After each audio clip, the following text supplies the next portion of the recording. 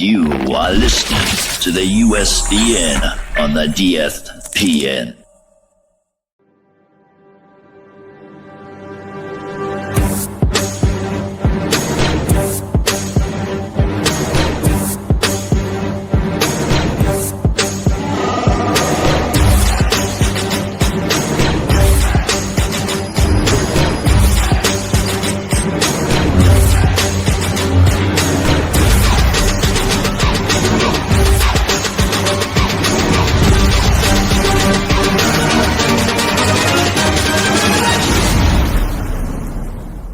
It's a trap!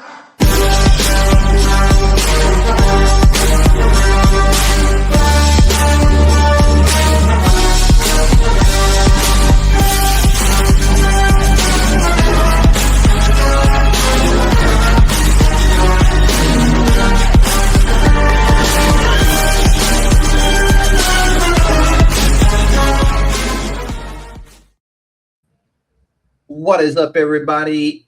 And the chairman is back from vacation. Welcome, everybody, to the United States Department of Nerds, where we are for the people, by the people, and of the people. Science fiction has always asked one question: what if? But for Jeff Carroll, sci-fi is more than spaceships and aliens. It's culture, it's politics, it's imagination without limits. From black science fiction and hip-hop horror to indie comics, filmmaking, speculative storytelling, tonight we explore why sci-fi matters and who gets to shape that future, and why imagination itself may be revolutionary. Ladies and gentlemen, the Council of Nerds is now in session. I'm going to refer to you as Coach Jeff. Coach Jeff, welcome to the USDN, my friend.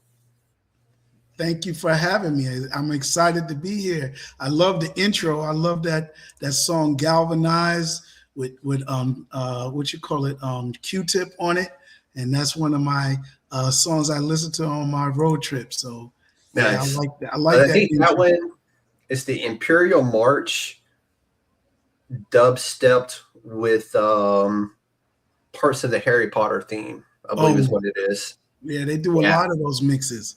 That's cool. But that everybody loves the song.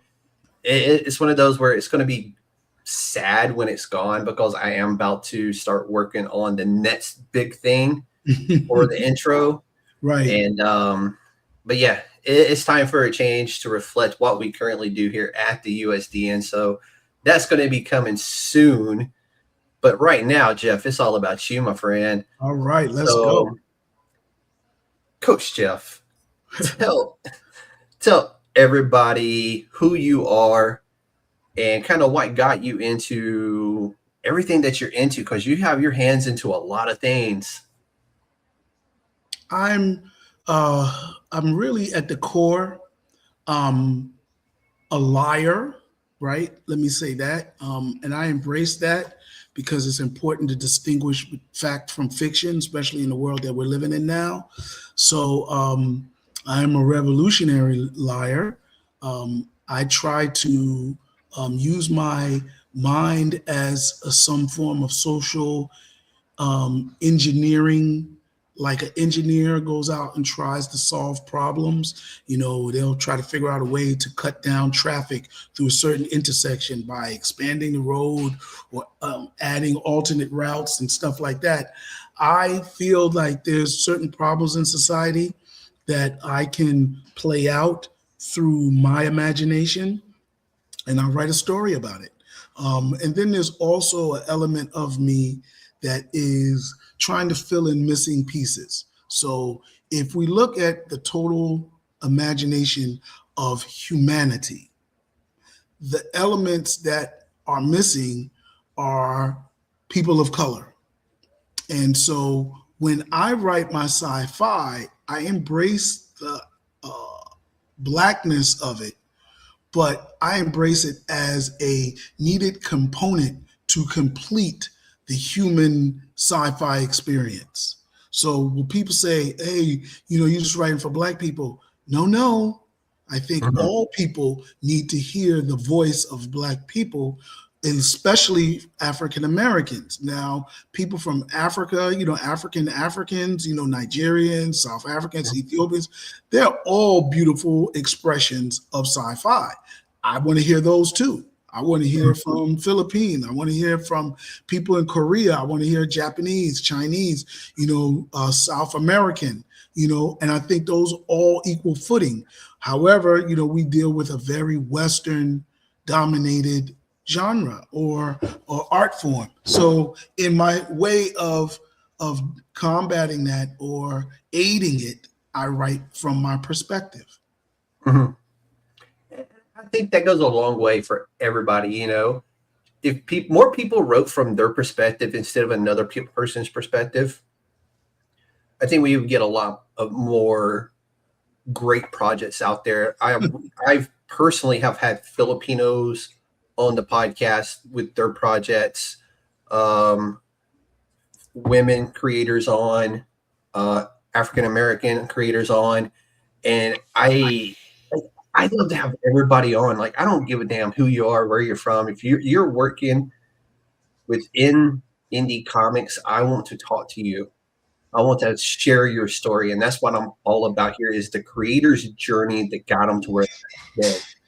And to me, that is the most fun aspect of this. Yes, I love the comic books. I love the documentaries. I love the drawings, the storytellings.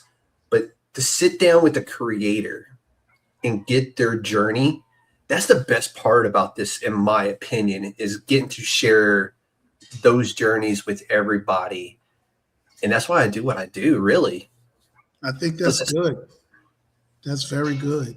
But let's jump in. We're going to talk about you, Jeff. So you describe sci-fi as the total freedom of your mind. What does that mean to you personally? I told you, I did my research before we went live. I told you, I dig into it. I actually want to put that on a t-shirt if I ever get around to printing them, because I feel that's what it actually is. I think thinking about the present is immediate micro science fiction, because you're thinking about the immediate future. You're thinking about later tonight. You're thinking about tomorrow. But, years down the line, that is full out sci-fi, and it is, it puts your life into perspective. I'm a 58-year-old man, right? And at 58, you are past what could be called middle age. You're in that bubble. Oh, yeah. And it gives you a little bit of perspective, because now you have to accept that you've done things in your life, specifically physically, that you may not be able to do again. Even if you can, your peers and your friends, you get past 50, you've lost some close friends of yours, and, it's not survivor's remorse. It's really life perspective. And that perspective gives you a chance to think about, all right, like KRS-One says, what do you think about when you're out of here? When you're out of here, what is it going to be like? Because then your mortality becomes a realistic thing to you. So you start to think, oh my God, I'm not going to be here forever. I'm not a vampire. I'm not going to scramble and try to clone myself or put myself into a hyperbaric chamber. I'm just going to embrace life's mortality. And, that is kind of what I feel motivates me in sci-fi. Is like, I'm writing about the future for people to speculate about it now, to kind of put themselves into perspective. I think a lot of people needed to think about their future when they were in their 20s, Yeah. I mean, and you think about it, most people in their 20s are just living for that moment, right? Yep.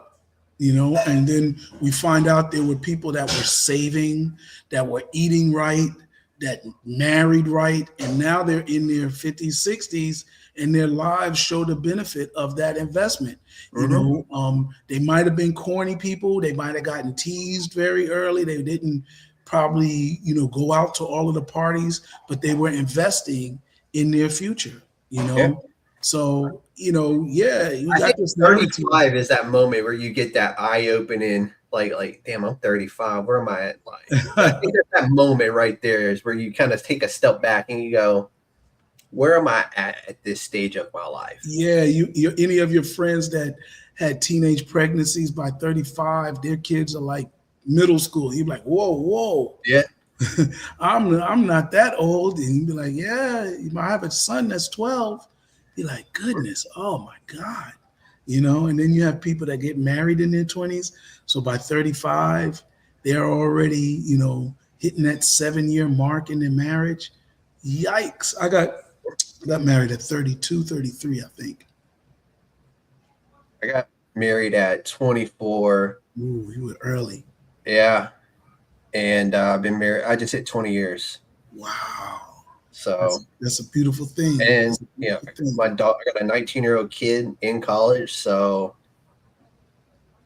I was growing up very differently. I don't really consider from birth to 18, I was living, and then I joined the Air Force. Then that's when I feel like that's where you grow.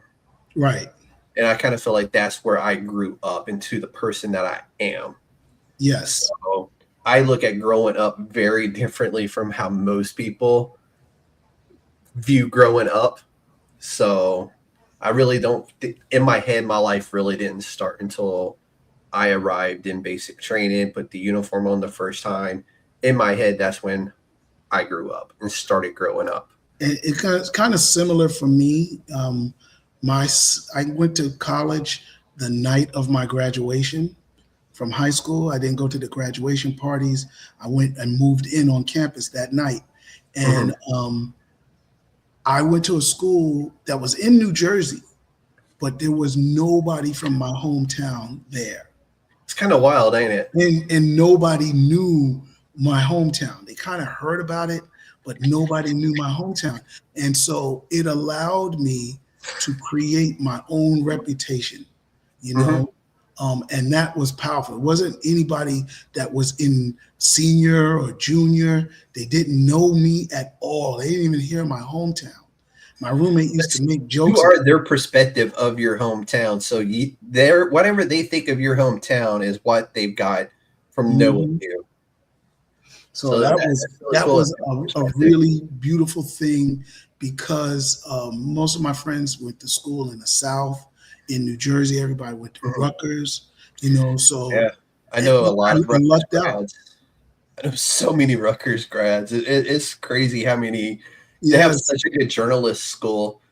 They got like 8 campuses. Yeah. They got like a bunch of campuses. So there is, just their enrollment is bigger. My school had one college. Yeah. And now it's a bigger school, but when I went there, it wasn't that big. Yeah. Shout out to Rutgers, man. They do have a very good journalist program there, and a lot of my friends who are journalists graduated from there. So shout out to my journalist friends. But that's what I started. I should have gone to school for that. When I was in high school, I started writing for a newspaper just to get into concerts free. And hey, I like your thinking. My mother was a writer. She was a play critic, off-Broadway black plays. So she was like, hey, you want to do this? So I started going to amateur night at the Apollo the year that it opened up. And I just, my senior year, every Wednesday night, I would go there during the season of the amateur night. And I would write who won, give a little line on my opinion. You've seen so many good comedians come through there during that time. Oh man. And this was 1984. So when I was in college, my college was like 45 minutes away, and I could take a train there. And my cousin ended up getting a job at the Apollo. So when they started Showtime at the Apollo, I started doing bus trips to the Apollo from my college.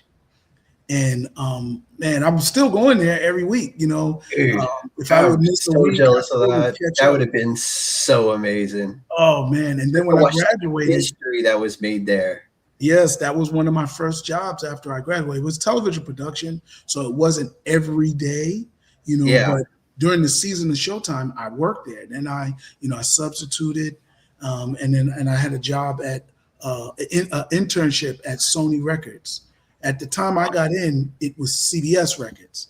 Yeah. It became Sony Records. So I got to work with Mariah Carey, Lisa at Cult Jam.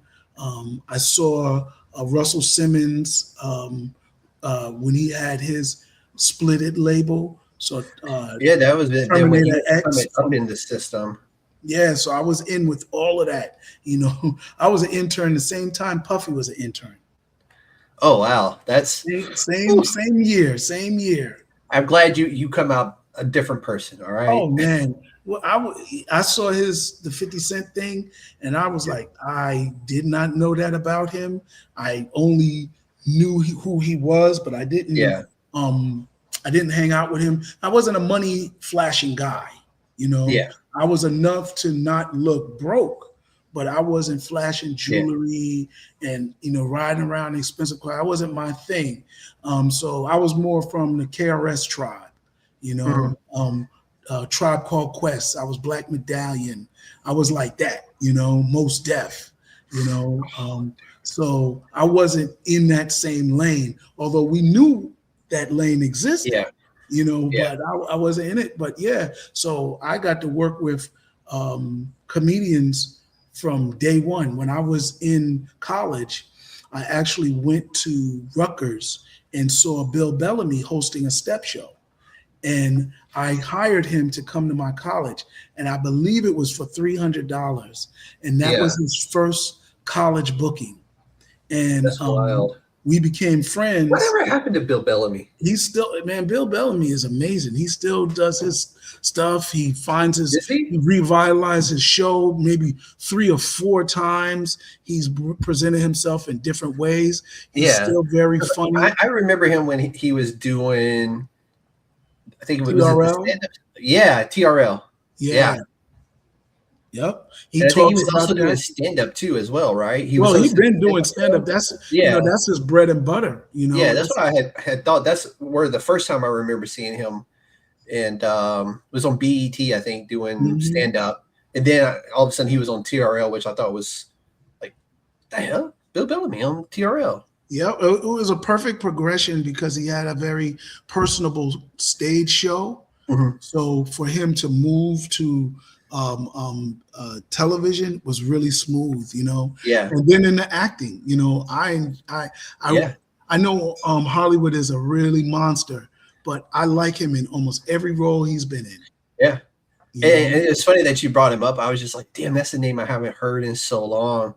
Mm-hmm. And then you see like how Martin come up, funny as hell. I remember the first time I seen him doing stand-up. Then he had his TV show, and then he was a bad boy. Right. I was like, what the hell did I just watch? Like, how do you? I remember when I saw him when I worked on Def Comedy Jam from the very beginning. Yeah. So we used to do the audience production, and then I also used to help because a lot of my comedians that I had on my college agency were getting booked on there. So I was a go-between. I'm seeing them all the time. And, Martin being that host threw us because it was a very vulgar, say anything show. And Martin, up until till Def Comedy, he watched his mouth. He was Martin on his show, but that Martin wasn't that vulgar. It was definitely sexual, suggestive stuff. It wasn't the Cosby Show, but, it was like, oh, snap. Your mother starts cursing. You'd be like, oh, shoot, moms can curse, and that's how it was with Martin. And, having him on Def Comedy Jam, you just felt the burst of freedom that he had. And he was really that guy that you saw on Martin. You know? So my grandpa was a huge fan of Def Comedy Jam. And I remember like walking by him watching it and sitting down and watching it and just laughing my ass off for hours. Because you remember BET, I think at like 10 p.m. or something, would just be like the very vulgar comedy shows. And I would just sit there and watch that until he's like, all right, get the hell out of here. I got to go to bed. I got work in the morning. And I'm like, all right, cool. And I go back to my room and like find it on the TV. And I'm like, all right, I got to finish watching this dude stand up. And Yes. just watching all those legends come up in the system on Def Comedy Jam and all these other comedy shows. I was just like, then you see them on TV, then TV shows and movies. Yes. And I was like,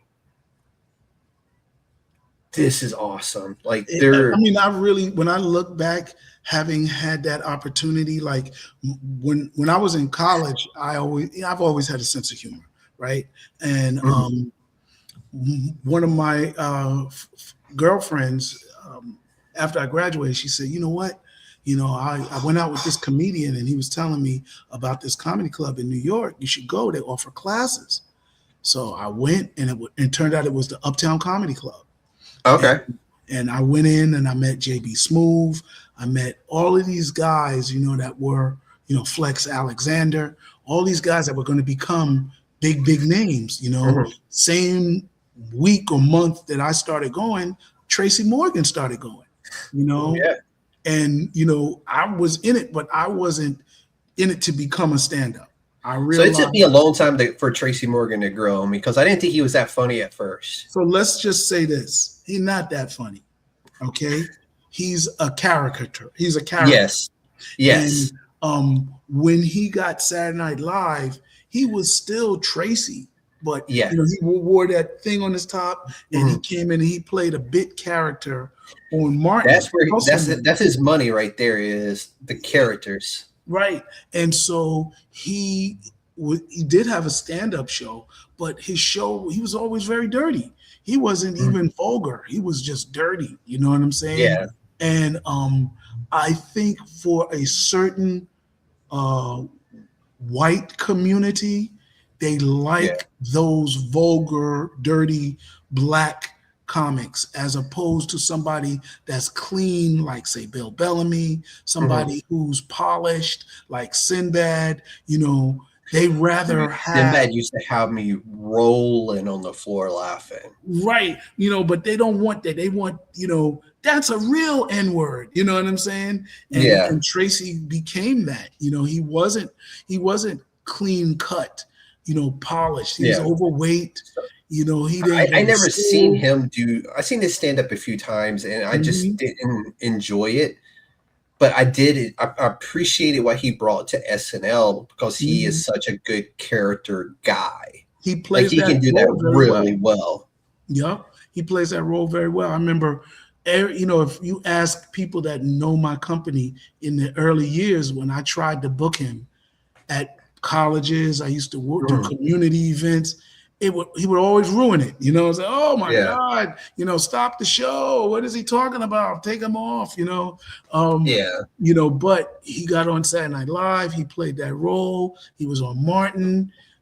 Then of course, now he's had The Last OG television show, and it's stuff that's scripted around him. Like I know the comedians that write the show, and he is who that character is. So he fits all of those norms. And he is that person, that black person that did get caught up in the system, that you hear about. He's not the college, he's not Theo Huxtable. But he's still a good guy, he's still a good guy. Or at least he's not a criminal, you know what I'm saying? Yeah. He's probably about average. He's not a crime doer. Now, other than that, I can't tell you. Haven't seen him in, haven't been around him in years. And whenever we see each other, at least before his accident, we would always joke on each other. He would, there's Jeff Carroll, and I'm not devoid of a sense of humor. So I'm gonna joke back with the best of them, So I'm hitting him. He can't outsnap me. I'm keeping I still got my wits. Now I write comic books. So my sense of humor is professional, So I have confidence in it. Could I be on stage? Not so much, The ego. It's a whole nother world to be on stage and do it. I know some funny people out there, but in real life, they are the most funny people I know. I Yeah. just being on stage, that's another world right there. So Star Wars. Mm. Was Star Wars the moment that truly did it for you? Well, I'm just preparing for the Mandalorian, and You and me both. I Two more realized, days, yep, friend. I realized I never finished watching the Mandalorian series, and so Ooh. I caught up on it, started catching up on it last Mhm. week, and today I just finished the last episode of episode 3. But I will say I saw Star Wars at 11 years old in the theater. My father took me, of course, and I remember the feeling of piloting a starfighter, an X-wing. Yeah.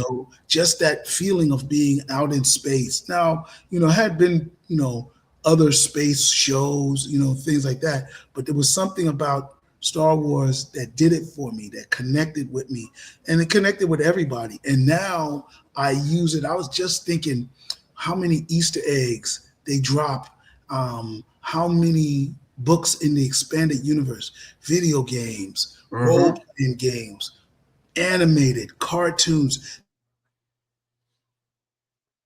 that actually stem from that sandbox. And it's a what do you call it? It is a example of how to replicate stories on stories. Yeah. It's how we can, with good writing, everything can have a sequel and a prequel.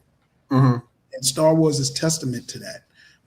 I can't wait. One of the stories that I spent a year reading Star Wars books, and it was really about a book a month. I'm not a fast reader, but Yeah. one of the books that I read that I really liked in that year was the Death Troopers. Yeah. And I was like, wow. And now I just remember what it was about. I don't remember all the details of it. But when I watched The Mandalorian, the character that Giancarlo Esposito played, the villain at the very end, spoke to one of the guys on their Ghost Council, where they were trying to take over Mandalorian, and they were this shadow empire to the New Republic. Yeah. And he said to guys, you got that Necromancer project, that's fine, but I think the clone project is better. And you learn that, spoiler alert, that he had cloned himself. And that was cool. I don't think he died. I think he had another place where he got other clones of himself. But and then he said that, he was trying to isolate the Force genome to give his clones Force wielding capabilities. Yep. And the Necromancer experiment could directly tie into Death Troopers, right? And then his ability to isolate the clone gene could tie into the Force Unleashed video game.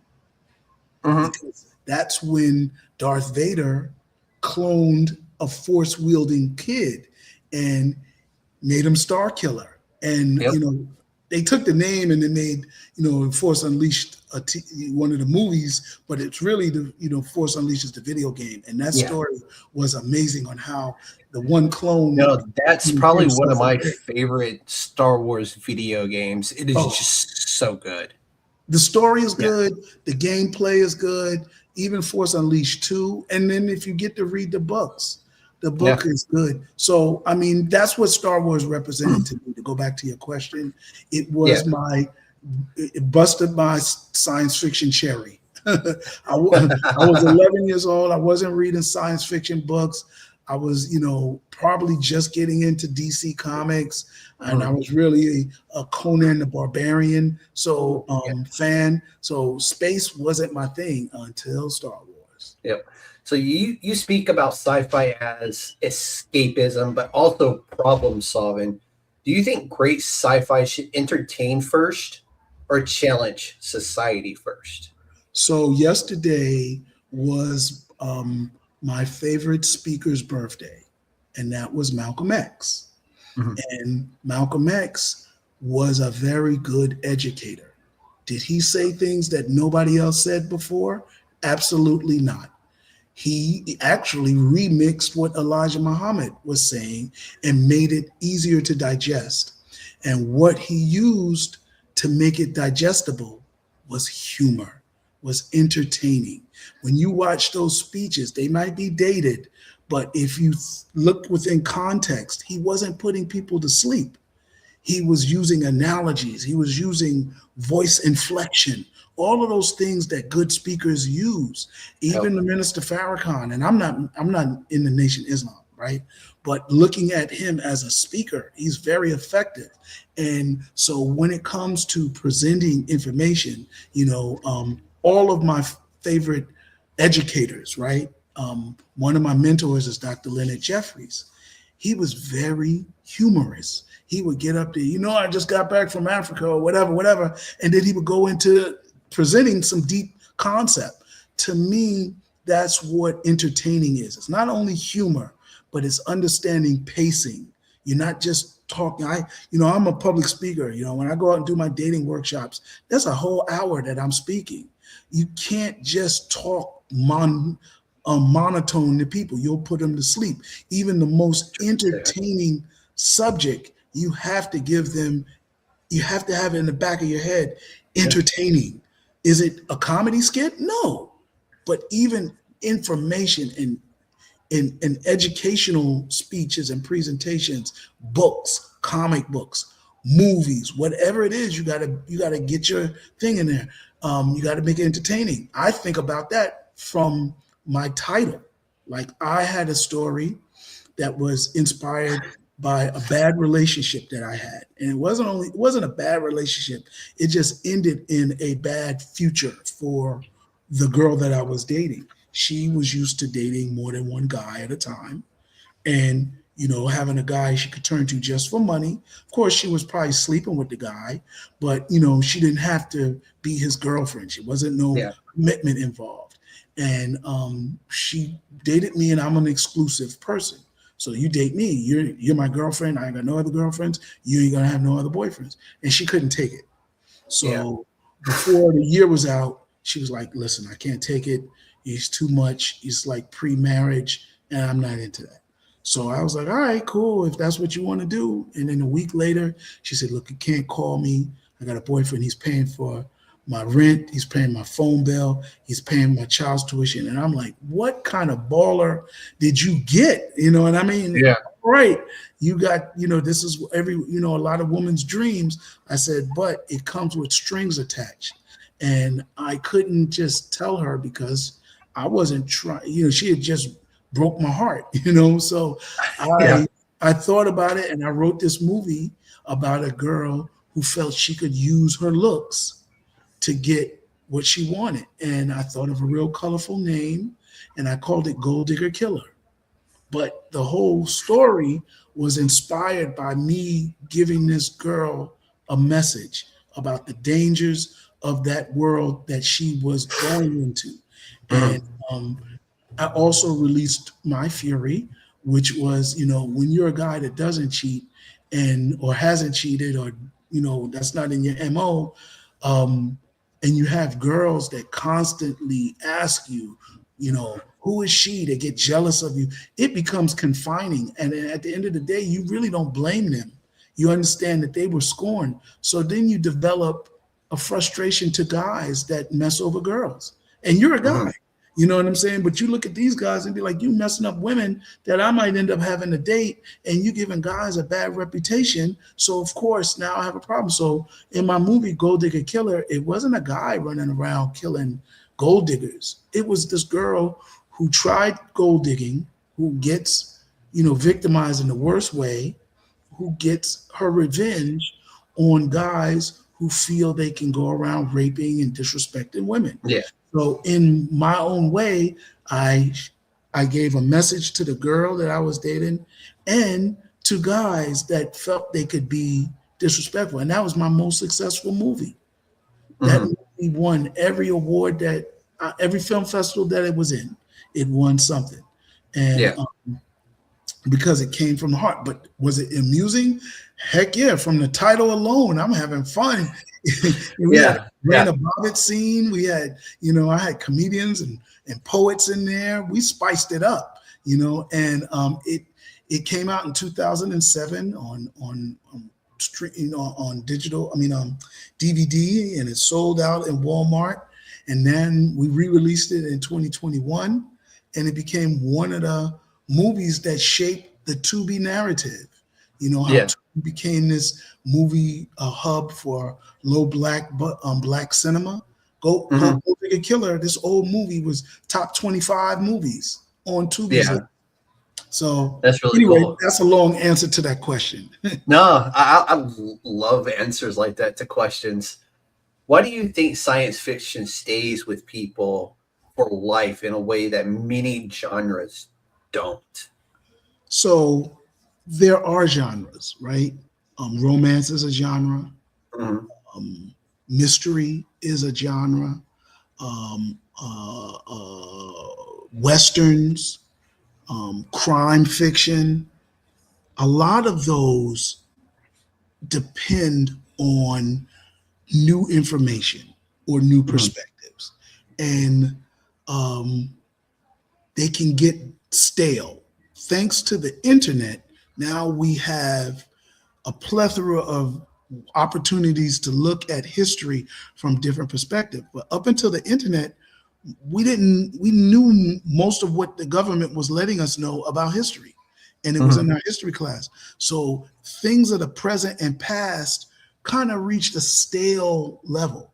The only thing that was unexplored and that continues, that's endlessly unexplorable, is science fiction and the future, you know? So that is the top. Now, can you hit it from different perspectives? Absolutely.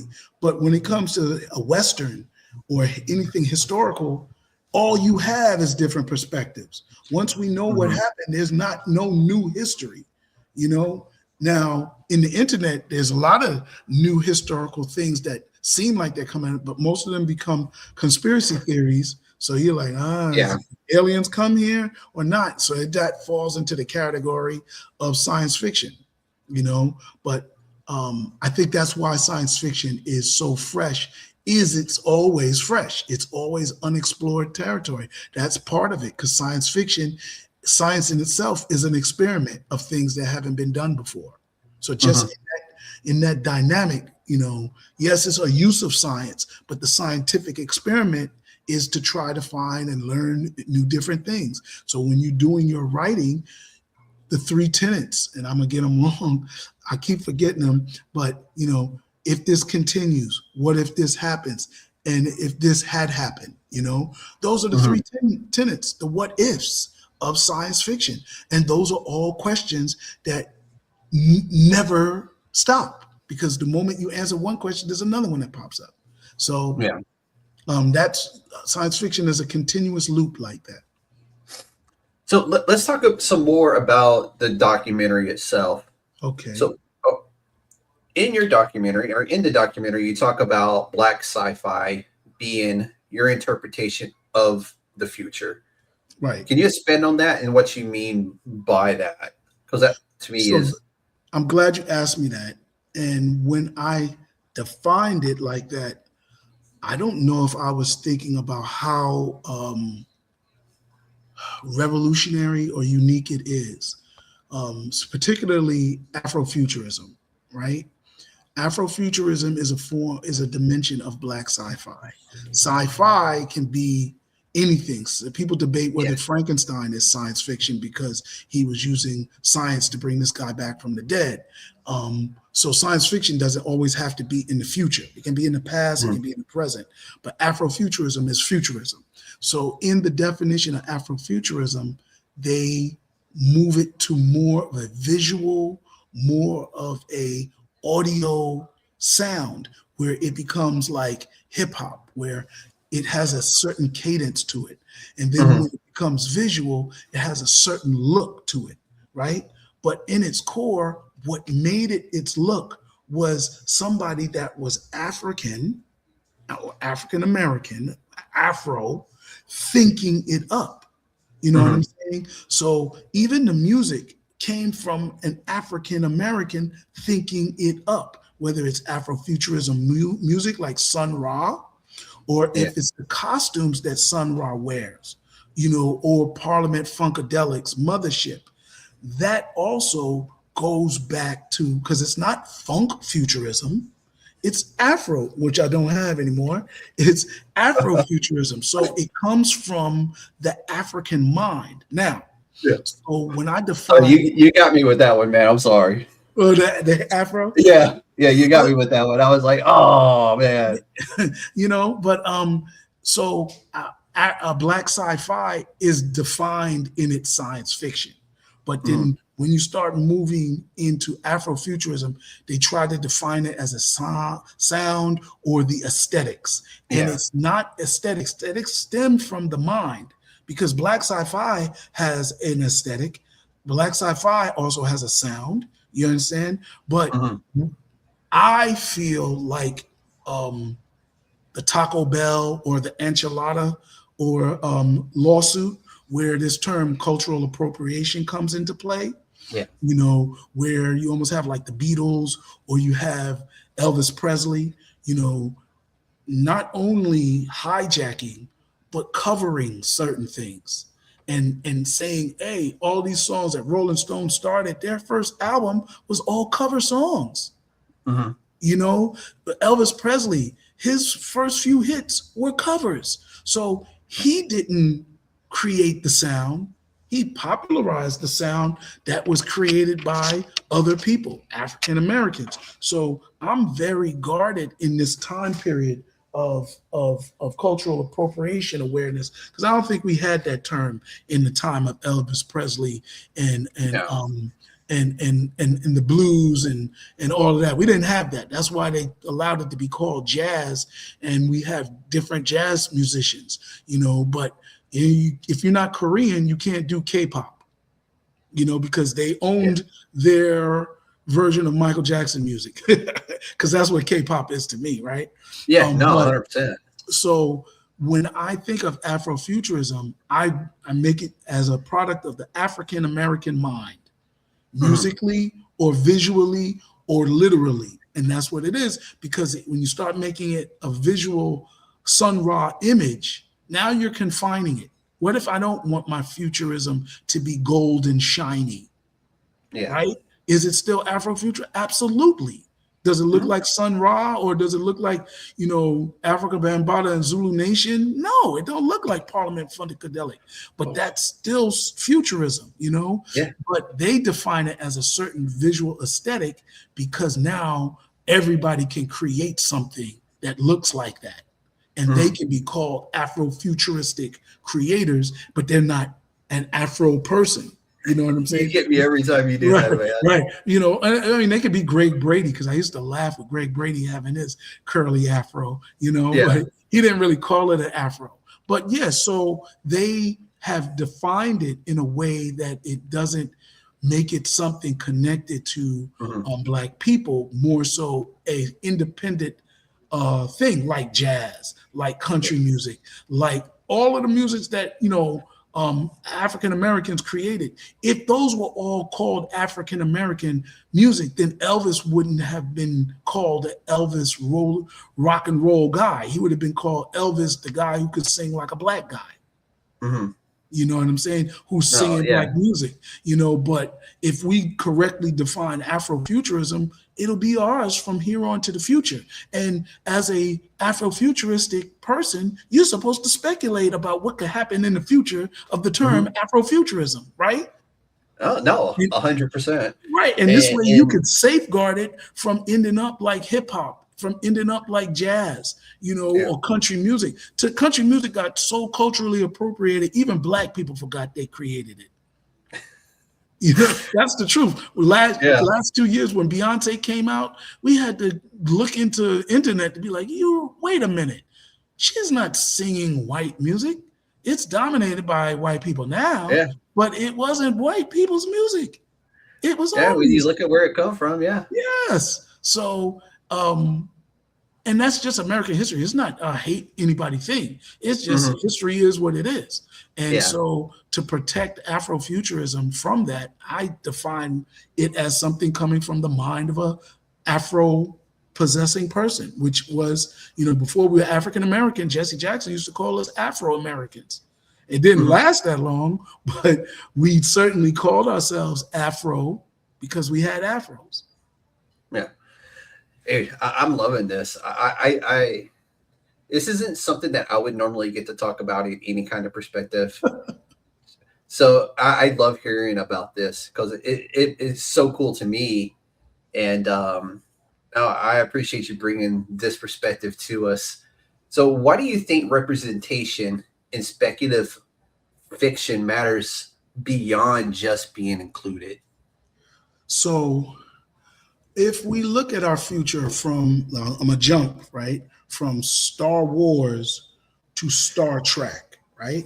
Ooh, Star Trek, Star Trek offered us a model of a future Earth where you had almost every ethnicity represented in a representation for humanity, right? Not just ethnicity, but also race of peoples and aliens and everything in between. And that's what I loved about it. You know, so they saw the universe or, you know, space in that way, but they also brought Earth together in that way.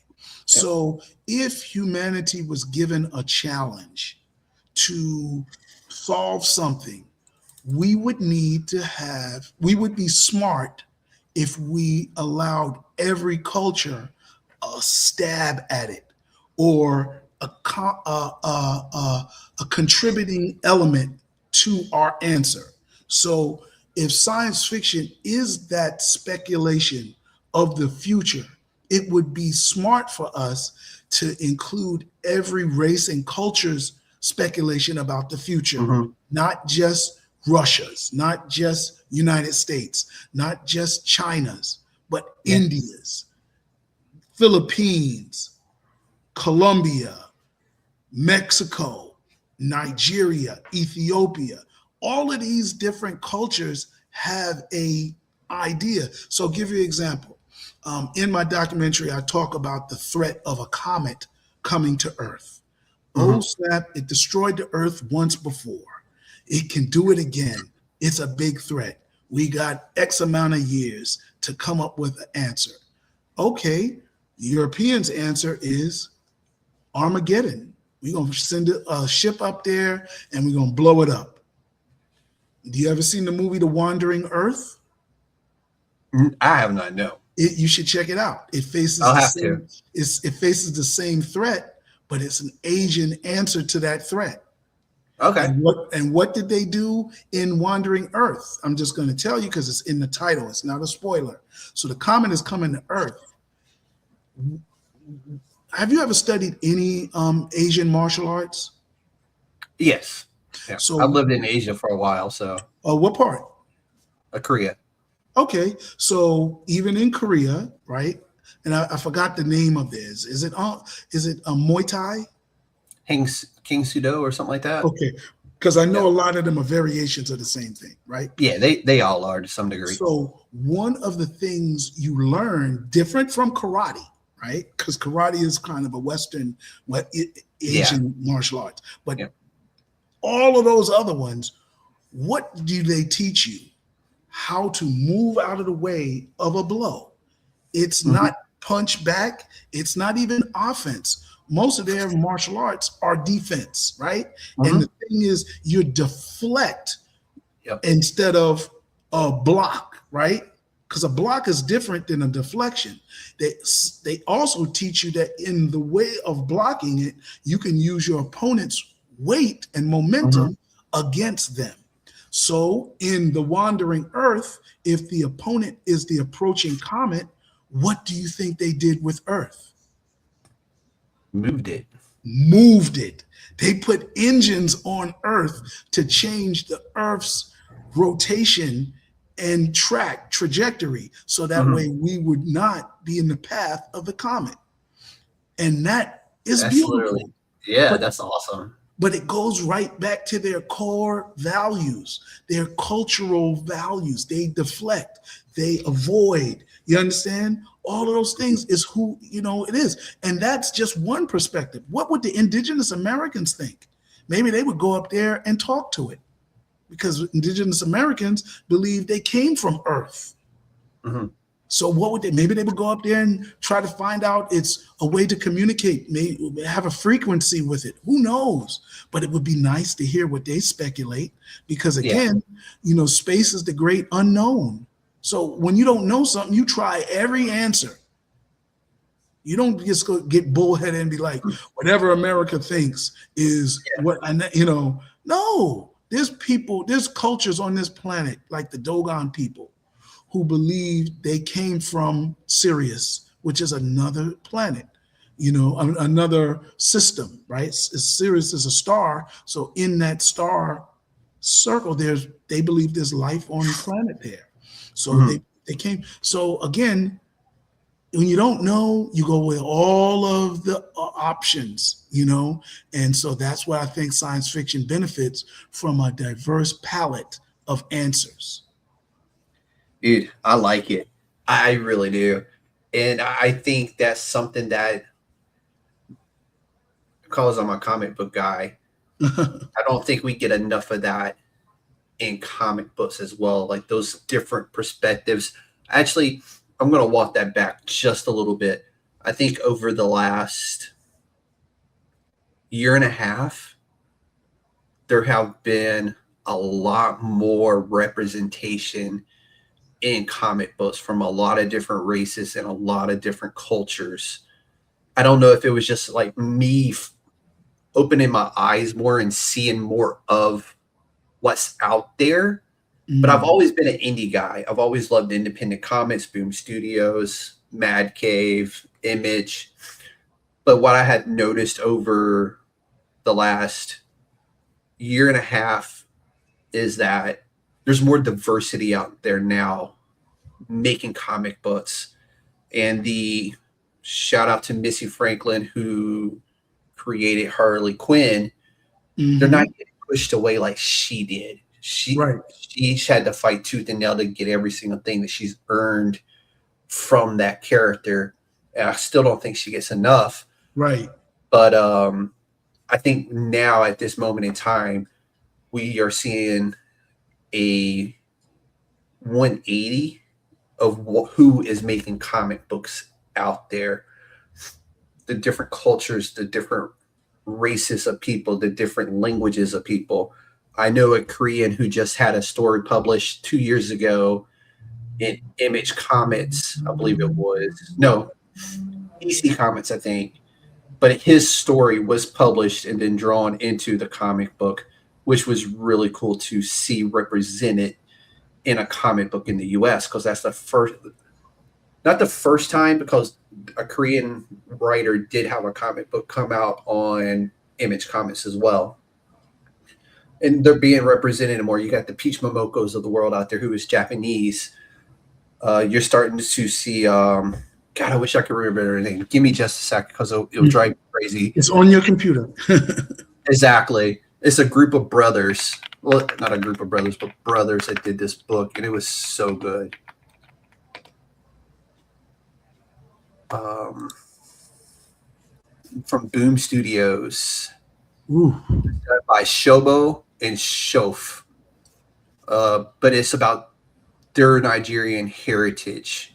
And this group of people, they are stealing back their relics of who they are. Right.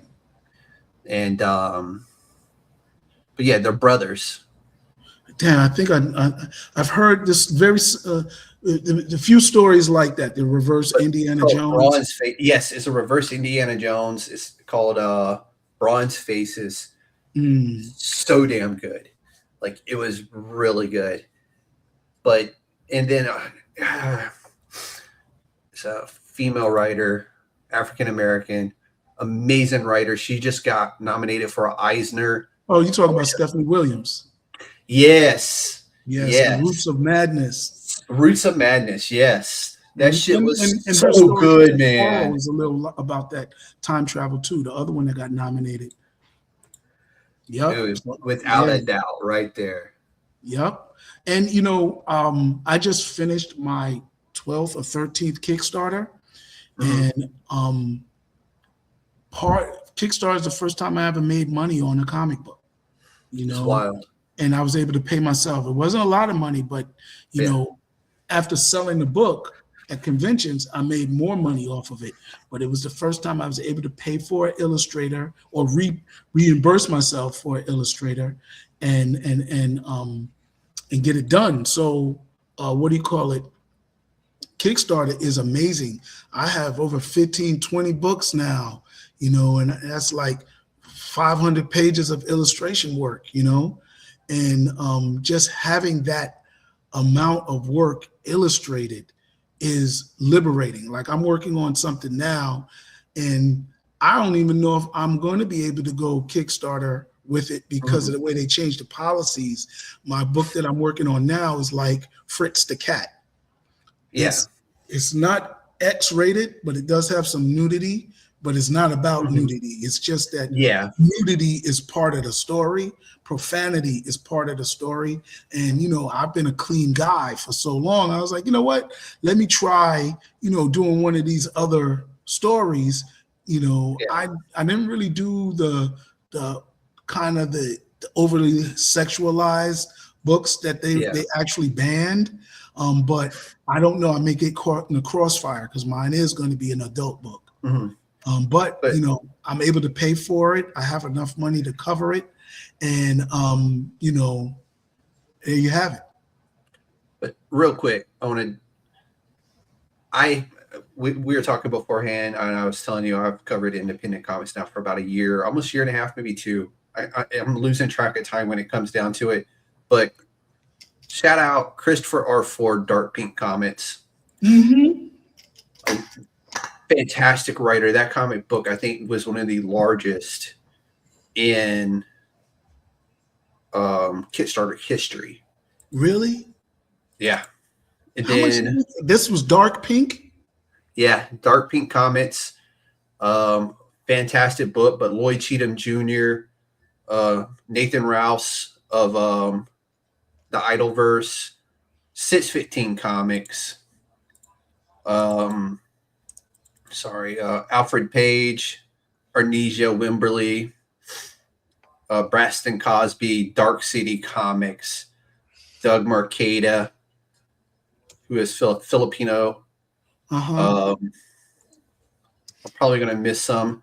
Zing Zen, amazing dude with his universe. He just signed a TV deal for his show. Wow. Aleem Leggett, Alejandro Rosales Duran, who is, I believe, Brazilian. Akihiro Goska, another Filipino. Colin McLemore, young kid coming up in the comic book industry. There's, I think that's March last month. Let's jump to last month, see how we did. I know I got the Dark Pink Steve Bino of Comics Asylum. I have had a very good year with representation of different peoples and cultures. It has been like, I fucking have loved this year and what I've gotten to do this year, and just having different people on and representing different cultures, nationalities, because cops aren't just white people. It feels like that's what is in people's heads, like, oh, white people. Maybe it was at one point, I guess, but you know, going back to see all of these black creators and how far back they go, maybe it never was, you know. But there's a lot of, give us the intent, the image that it was. But exactly. And I want to continue down that path. I want to represent indie comic books. I don't give a damn who is making them. If they have a place here at USDN is what I'm saying. And I'm going to continue to showcase anybody and everybody. I don't care who you are. If you're making independent comic books, we have a place for you. You just have to bear with me because you may not be scheduled into August, because that's where I'm at right now, is August. That's good though. But it has been a freaking amazing time. I've loved every second of what I've been getting to do lately. But yeah, we're going to continue to do that. So, but you brought up ideas in your oh my God, I'm brain farting. That's okay.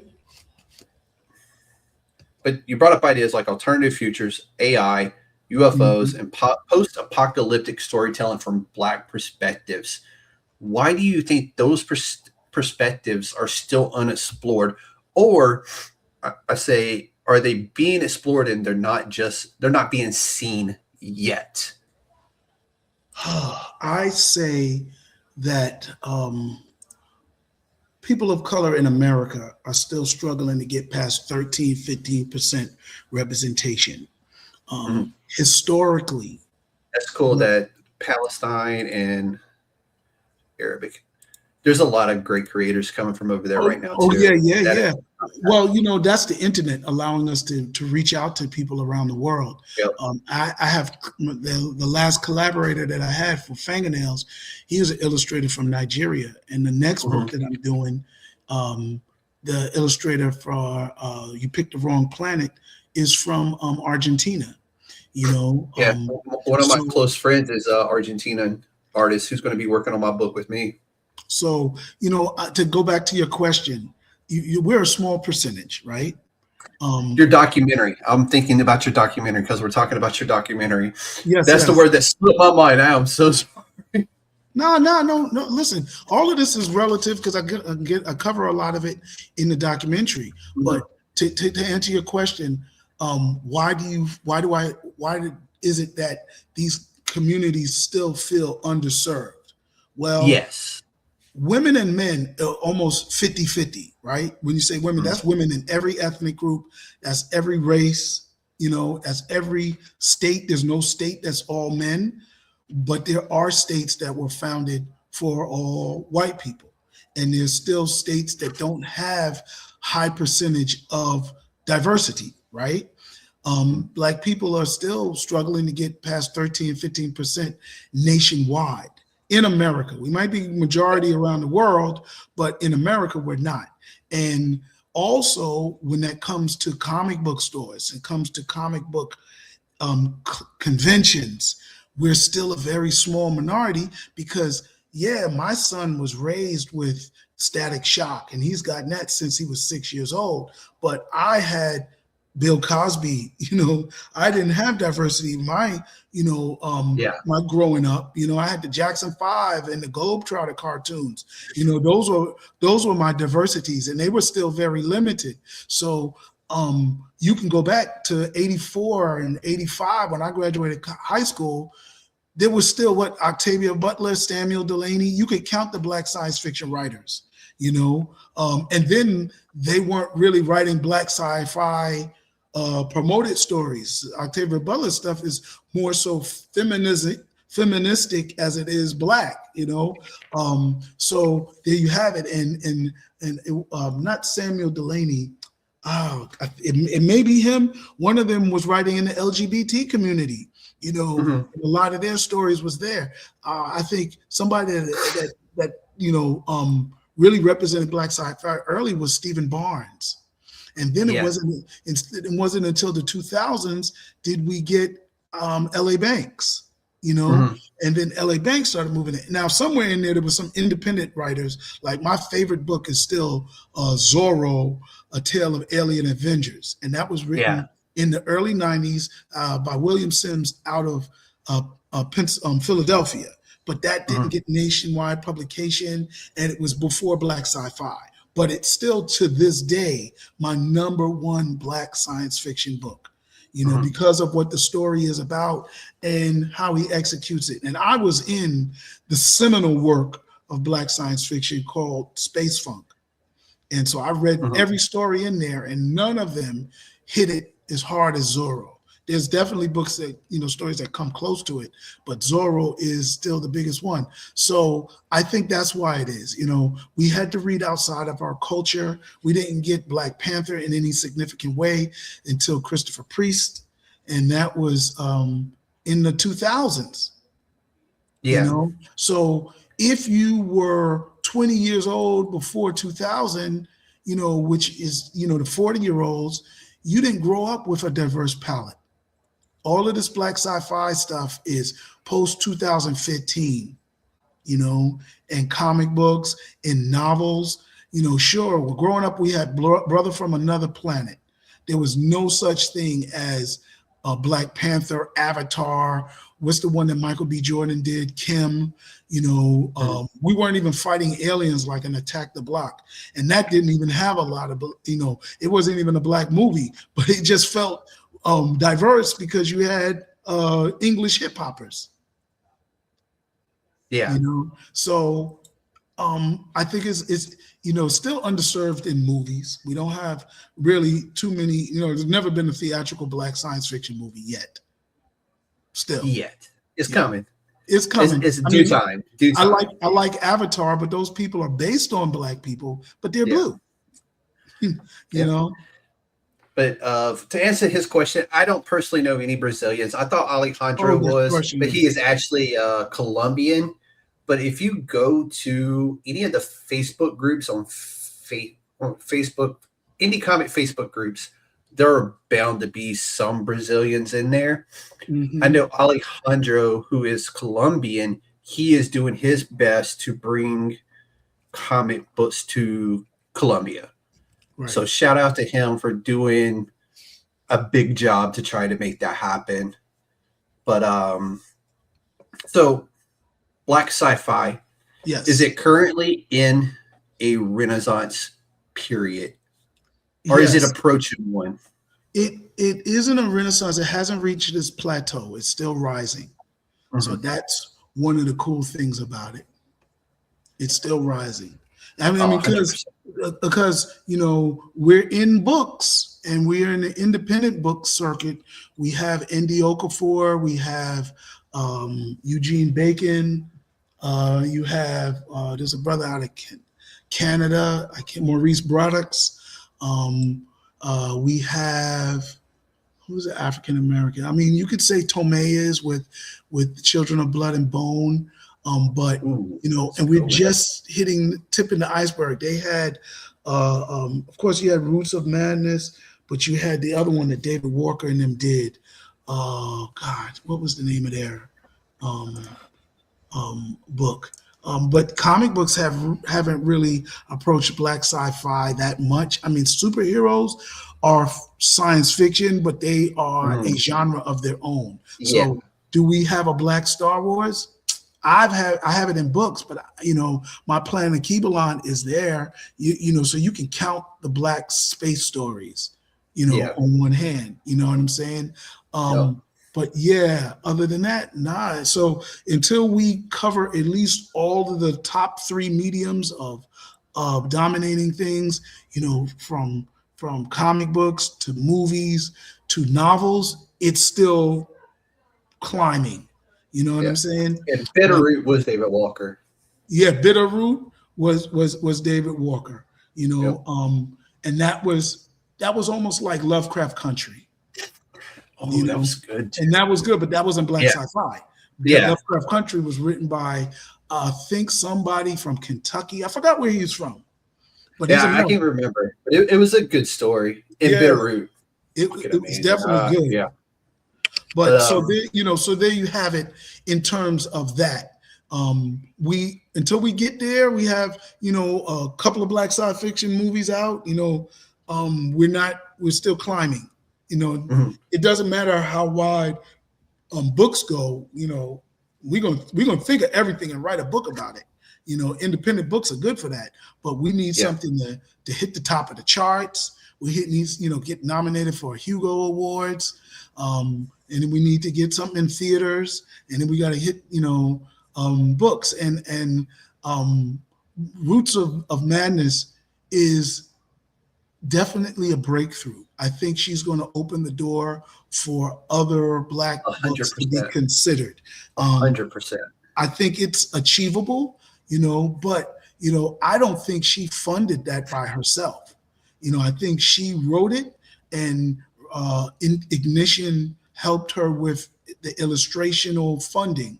So if, it's a tough market now. It's very hard. Here's the thing: we're talking about a publisher, a up and coming, bigger publisher pushing the book, though. Yeah, so most of like when I was talking, that's growth right there, in it being one step closer to being represented the correct way. Yeah. Hopefully it goes to season 2 and she can do ongoing.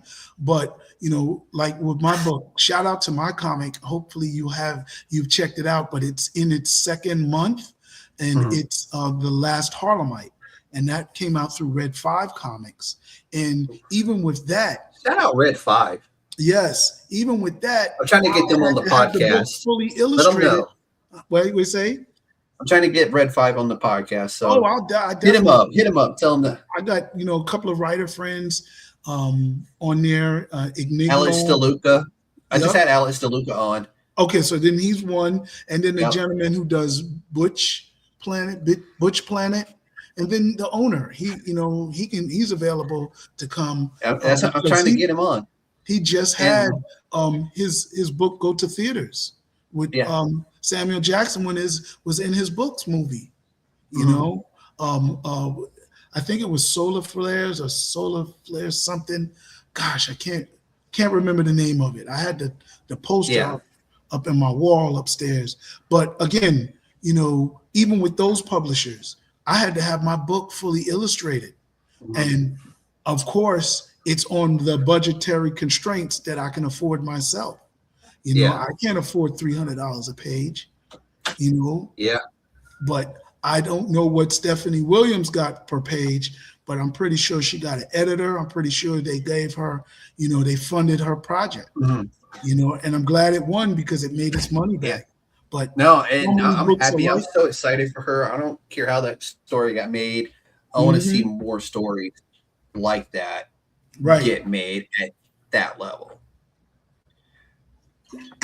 But I'm hoping. Yes. You describe your work as hip hop, horror, sci-fi, and fantasy. What defines hip hop horror to you? So there's a lot of ways to describe one thing, right? I'm a man. I'm African American.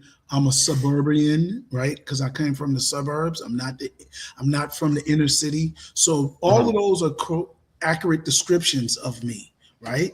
I am a hip hopper. I started when I was, I was born 4 years before hip hop, right? So I got in, but when I was in elementary school, I was introduced to the culture. And I've been a part of that culture ever since. It shaped how I talk to girls. It shaped how I talk, the jokes that I say. Everything about me came out as hip hop. So when I started to write horror, which was the first thing I wrote, my first attempt at fiction was my movie, Holla If I Kill You. And that movie wasn't like other horror movies. It was a slasher, but I wrote it as, how did I distinguish it? I called it hip hop horror. And hip hop horror is not like, for me, like Malignant is one of my favorite modern horror movies. Black, oh my God, what was it? The Blackening was more hip hop than Malignant. Although Malignant was written by a Black girl, it wasn't as hip hop or cool. You know what I'm saying? So that's kind of what hip hop horror is that cool? So I'll give you an example. I have a zombie story called Rashida the Zombie Killer, right? I have another graphic novel that I'm working on called 40 Ounces of Death, and that's a zombie story. I have a short that I have waiting to get fully illustrated, which is a vampire story, and that's called Vamp 5 Vamp. Now, it is fraternity and sorority, but it's a cool fraternity and sorority. The name got swag to it. I could put it next to a Jay-Z album. It can go right there with Wu-Tang Clan stuff. My science fiction, my space opera is called Welcome to Boss Lady's Planet. You know, boss lady, that's a hip hop term. You know, we've taken it and we've made it. So to me, that's what I write. I write with the energy, and the hip hop describes the energy. Now, is it a black science fiction? Yeah. Is it black horror? Yeah. But at the end of the day, it is also hip hop horror because that describes the energy of it. Yeah. What's your cat's name? This is Eevee, named after the Pokemon. So, and I'm glad we're talking about this. That's the character from V for Vendetta. That would have been cool. Yeah, well, my daughter named this one after the Pokemon, so that's okay. Pokemon's cool. But what does hip hop culture bring to speculative storytelling that other genres do not? I don't know every genre's birth. I'll just say that hip hop has a community service element included in it. So Zulu Nation was the first organization of hip hop. It's what gave hip hop its name. It's what gave it its value. They came up with love, peace, and having fun. It was used to break up gang violence in New York City. And when you look at hip hop clinically, it is a community service, a therapeutic form of medicine. So if you were to go to a therapist and you had problems with your mother and father arguing, you had problems with being molested, you had problems with just knowing who your father is, not knowing who your father is, they might say to you, write a poem about it. Well, what was the early hip hop? Broken glass everywhere, people pissing on the corner like they just don't care. Sure, it was entertaining, but it was also therapeutic because he was sharing his problems to the community in a way to get it off his chest. Was he saying, I need y'all all to get a broom and come to my neighborhood and clean it up? No, he was saying, this is where I'm living, y'all. Let me just vent for a little bit. And that is therapeutic. You understand? So in its lyrics, in the music, there's musical therapy. What is musical therapy? It's without words. And they tell me to calm down, Jeff, why don't you listen to some calming music? I use disco because disco calms me down. Yeah. They'd still tell you music. And there's people that, hip hop was that music. You understand, New York would have been like LA if it didn't have hip hop. If it didn't have Zulu Nation saying we need to, battle, dance, and rap battle and DJ battle this out instead of fighting, we would still be fighting. We had more gangs than LA. But Zulu Nation and hip hop brought that together. So when you talk about what does hip hop bring to science fiction, what does hip hop bring to books, black science fiction and horror, well, it brings a moral to it. It brings a moral. It brings, it's not like you have to have a Disney ending. That's Disney, but you are not spreading out negativity. You're not purposely, doing something that would pollute the environment, because hip hop is about it. And you're being truthful about the problems of the world to offer a call for a solution, to offer a solution, or just to get it off your chest to be able to deal with it. And that's what hip hop brings. Yeah. I like it, dude. I love this conversation. So you've talked about Jordan Peele, the Blackening, Blackula, and one of my favorite people in the entire world, Rodney Barnes's work. Where do you think black horror is heading next? Well, he's taken black horror as his on his shoulders. But fortunately, we had this book by Marcus Roberts and Bradley Golden called Shook, and that's coming out with Shook 2, and that is an anthology of black horror, and that's in comic books. So it's offering an opportunity to redefine what black horror is, or to announce it, because I don't even think we had, like when they had Eerie, when they had Tales from the Crypt, they didn't really focus on diversity. They didn't even have probably any black horror stories in it. So What Rodney? I think there was. I don't know. I know when I did my book. Off the top of my head, I can't think of any. Right. I don't know if there was. So I know with my book, Spoof Streets, it was the first Black humor comic book, like Mad Magazine or like National Lampoons were there Black superheroes that were humorous? Yes. But there was nothing that was spoofing things like Mad Magazine. I spoofed Medea. I spoofed Star Wars. I spoofed superheroes in general. I spoofed Wildin' Out, the comedy TV show. You know, these are the things that Mad Magazine did, you know, and I'm gearing up to do Spoof Streets too. That should be in 2027. But, you know, I don't have a budget to do it every year. Yeah. You know, this year I had a whole lot of other things slated. You know, hopefully I got one of my stories in Shook, you know. But yeah, Shook, Rodney Barnes, you know, Stephanie Williams, that Roots of Madness is a horror. It's a horror. Yeah. Bitterroot in its own action-packed way is a horror.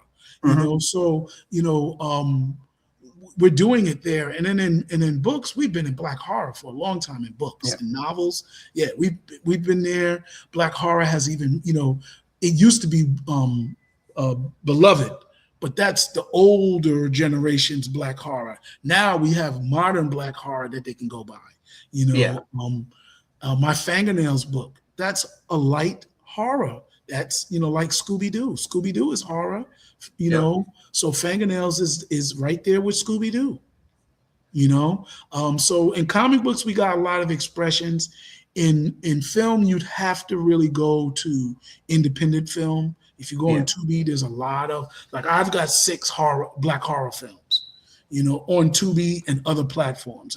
My last one was The Black Nun, and that's something that I did a spinoff with The Black Nun versus Krampus in my last comic book, Harmonic Streets, that came out in February.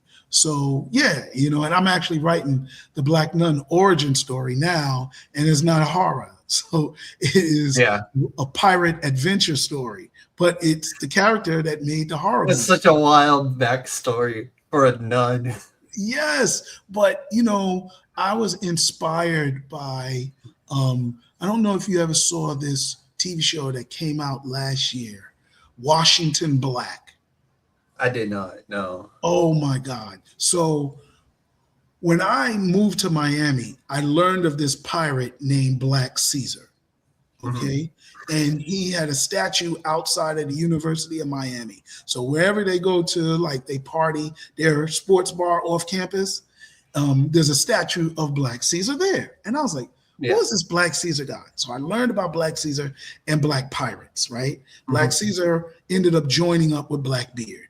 Blackbeard at best was biracial, okay? Yeah. So he would be considered a Black person. Even if he wasn't, he had 6 ships in his fleet. Black Caesar had 2 to 4 ships. 90% of their crew was escaped slaves or liberated booty off of slave ships. Yeah. So that is a significant amount of people. Just having 2 ships, most of the ships had in between 100 and 150 people. So if you got 6 to 10 ships, right, that can be 1,000 people, easy. And there was the Queen Mary's Revenge, the one that Blackbeard got caught with, had 250 people. Yep. So I learned of that. And I still had the Johnny Depp Pirates of the Caribbean in my head. So I'm still thinking. The Curse of the Black Pearl, right? The history of that and how Jack Sparrow, why he's cursed with the Black Pearl, right, is because it was a slave trade, right? And it led to his ship being burned. He made the deal with the devil to come back. Yeah, to bring it back. Was it Calypso? Right. Yep. So that is fun fantasy, right? It's beautiful to separate it. But in reality, I thought pirates were drunken, disorderly people. Well, yeah, then when I saw Washington Black and I was introduced to the term privateer, Mm-hmm. And in Washington Black, they have a pirate culture that is traveling through the Caribbean, not running from the Royal Navy, but right beside them as independent contractors. Mm-hmm. And they were free people of color. And that blew my mind, because in my mind, I'm thinking like the video game Assassin's Creed, Cry Freedom or Freedom Cry. I'm thinking the Caribbean is one big slave penitentiary, you know, but when you watch Washington Black, it makes more sense that these islands weren't full countries with a military border around it. You know what I'm saying? That these plantations became insulated fortresses. So if you went there, it might be Epstein's island, you know, but there was parts of the island that his compound didn't dominate. So you could go to a restaurant as a free Black person and on any island in the Caribbean. And I didn't know that. To me, the Caribbean was, oh my God, there was nowhere to run. Any step on any island, you were locked up like America. You know what I'm saying? At least America had the North, you know, but it just felt like, so then when I was introduced to the Black Caesar, I was introduced to, you know, pirates as a revolutionary expression, right? So now in my story, I had Harriet Tubman freeing slaves and Africans, but taking them to Blackbeard and saying, yo, you can ride with Blackbeard and his army, or I can take you up north. You know what I'm saying? So now I had that in my mind, in my universe. Okay. Well, I'm saying, so I was like, I had Harriet Tubman escaping African slaves to Blackbeard's ship. And I connected those two things because I was like, his ship is all escaped slaves. Where did they come from? They could have come from, you know, somebody escaping a plantation, you know, or finding them on a slave ship and liberating them from that. So anyway, it just made me think they may not be drunk and disorderly, because I might not be drinking myself to death in the middle of slavery. If I was taken off a slave ship, I might want to seek revenge. You know what I'm saying? And I'm not going to get drunk to seek revenge all the time. So the Black nun's origin story is that she was born on a revolutionary pirate ship, and the pirate in my story was from Jamaica, you know, and the ship crashed on the shores of South Carolina, and she was taken into a plantation, and that's when she becomes the Black nun from the movie. But prior to that, she was on a revolutionary pirate ship or a privateer ship, or whatever we want to call it. I like that so much. Like, and I'm in the middle of writing it right now, so I have two stories that I'm writing, so I need to finish it, but that's going to be a short story. And then I have a science fiction short story collection called Why I Love Sci-Fi, and it goes directly with the documentary. So this is the last, her story would be the last story in that book. Oh, that's so. When I lived in Florida, that's when, like, because they have pirate festivals and stuff like that, and that's when I really dug into that, and like just the culture and the history. Like, we get one side of that history, but there's this whole other side of that history that is just like, why aren't we telling this side of that history? Because it's so much better. I mean, it's not about the drunken, you know, pirates chasing gold. There's so much more to some of those stories out there that need to be told a proper way. And just from a different perspective, but it may be the right perspective, you know? So I was watching, and we're going to digress to the pirates for a second, but I was watching a documentary on pirates, and they talked about this pirate. I'm going to say it was Black Bart, but I don't know. They called him a terrorist. Do you know what his act of terror was? They chased him out of the Caribbean. He went back to Africa because he was a Black pirate. Black is no place on the earth. He's an African pirate, right? So he's on the coast of Africa.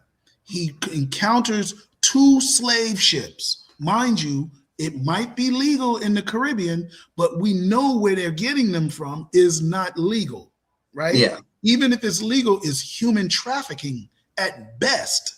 It's a human crime, right? Slavery never made sense. Even if it was legal in places, it was still a humanistic crime, right? Mm-hmm. But they didn't describe him like that. They said he encountered 2 ships off of the coast of Nigeria and gave the captains an ultimatum. Either you give me the ship and clear off the ship, or I'm going to burn it down. And he burned 1 ship down. And the guy never freed the people on the ship. They ended up dying on the ship with him. But to me, that's not a terrorist. You understand what I'm saying? But they still, in the documentary, this was Black people that were part of the scholars. And they still used, in my mind, a oppressive narrative to describe somebody that's, if I come in and and find a room full of pedophiles and all I'm doing is shooting pedophiles, but I'm giving them an alternative to turn yourself in or I'm gonna kill you. That's not a terrorist. Mm-hmm. That's not he made him a promise at that point. If he ran that shit down, that was a promise. So he kept it. But they described him as a terrorist. And to me, that's a different narrative as to what we have been taught about pirates. So yeah, if I ever go to a pirate festival, I'll probably be dressed as Black Caesar, and I would probably, have some pirate people. We have a whole Black delegation. Mm-hmm. Oh, dude, I'm down. Call me up. Call me up. Right. And I probably would approach it like, you ever see those Hebrew Israelites on the streets of New York? Yeah. Where they just verbally assaulting everybody that walks by them? I know exactly. I would probably be doing the same thing to all those people that are drinking and be like, y'all need to wake up. Y'all, pirates didn't exist anywhere outside of slavery. They run parallel to the biggest human trafficking. So if there ever was a time you needed a Marcus Garvey, a Harriet Tubman, or let's say a big speaker, to speak to the atrocities of the time, that's when you needed one. And I'm pretty sure like Blackbeard and Black Caesar, Black Bart, all these guys were Black in their name. Or they, you find, it's easier to find a Black pirate by looking up Negro pirates, because the Spanish write about Black pirates different than the English. The Spanish, there was a Black pirate off of Cuba, and I couldn't find anything written about him in English. Everything I had to find was in Spanish translated books, and that was crazy. But again, this is the world we live in. Yeah, history always has 2 sides, right? One of them's wrong, and one might be only half right at the victors have their story, and the victimized have their story. Exactly. So you discovered indie comics through filmmaking and conventions. What kind of pulled you into that medium? So my first film, Holla If I Kill You, came out in 2003, and I was looking for festivals to put it in, but it couldn't go to the regular film festival because it was already in video stores. One of the venues that accepted my film was Florida SuperCon, and it was their first Florida SuperCon. And at the convention, I met other comic book creators and comic book illustrators. And this is 2003, 2004. So it was long before social media. It was long before Fiverr, Facebook groups or Deviant Art. None of that was a thing. Yeah. So you had to go up to people and talk to them and ask them to work on your comic book. And that's how I found somebody. And I had finished my second movie, Gold Digger Killer. And I said, it's winning film festivals. I don't have anything to sell. And I should have printed up some T-shirts, but I wasn't a big T-shirt guy, but I would have made money and I should have did it. I should still do it now. Come up with some. Hey, I'm telling you, you make that one T-shirt, man. I'm in on it. The total freedom of your mind. Oh yeah, that be the all over that shirt. Yeah, I love sci-fi. Yeah. I trademarked that, so I own that logo. Yeah.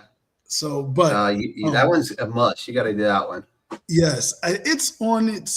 There's a print on demand T-shirt site that I uploaded it. I just never approved it yet because I'm got so many different things going on. I have little health issues. So when I clear my mind and I can get some of the stuff that I want to do out of my mind, then I'll be all right.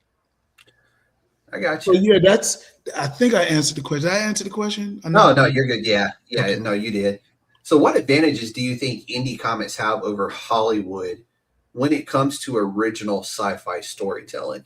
And I know the answer to this, but I want to hear your answer. We don't have the pressure of corporate sponsors. We don't have the pressure of making billions of dollars. Because when you have a story that has to make $1 billion, you can't piss too many people off. You have to find a way to appease everybody.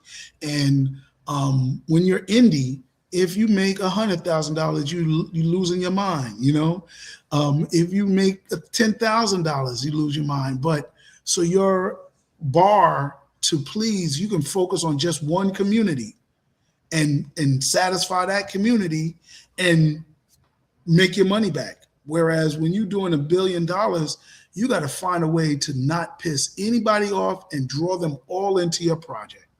And that is the constraints of Hollywood. That's why they don't take too many new, small types of projects. It's got to have big vision for some of these Hollywood pictures. So I think that's the biggest thing, the money constraint. We're also, not restricted by race or gender, so we can be more experimental with our stuff. So, the indie world even film is experimental.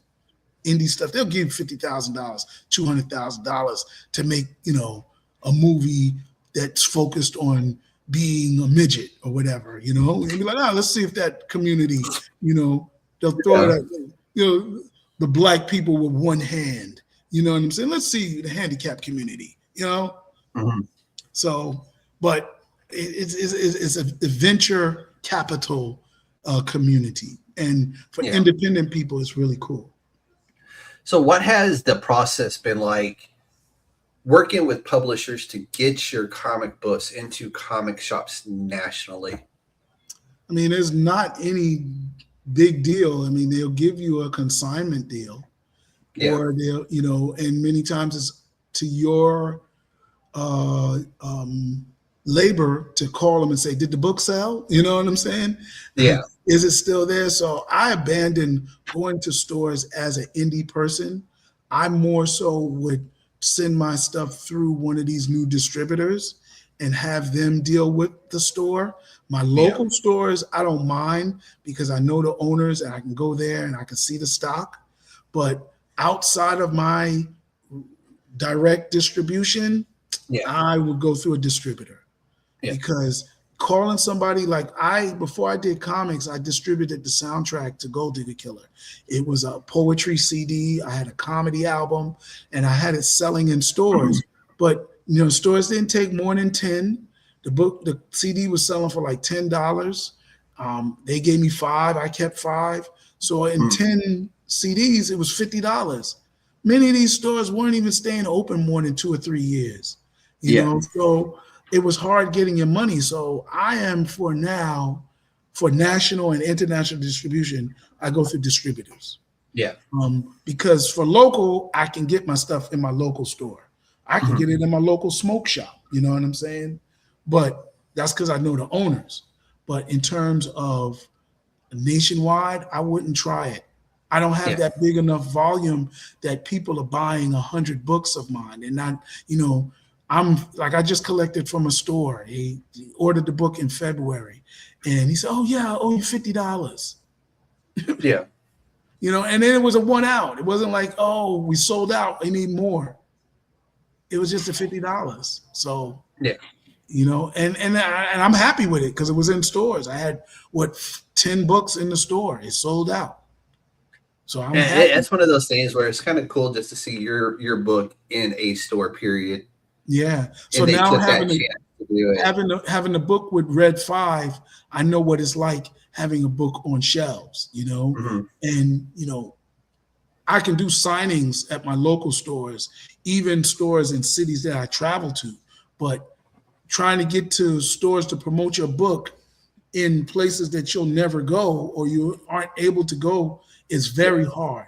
So that's why national publishing works. These big books companies, these big companies have. It's just really hard. The internet makes it a little bit easier, but that's why we come on shows like yours to put our name out there and we build something. Hopefully I'll pull in 1 or 2 fans, from this show, and they'll say, "Hey, I heard of Jeff Carroll. He got a new book coming out," and that's how you get it. So that way, when your book That's is on a the two-way show, street right there, Mhm.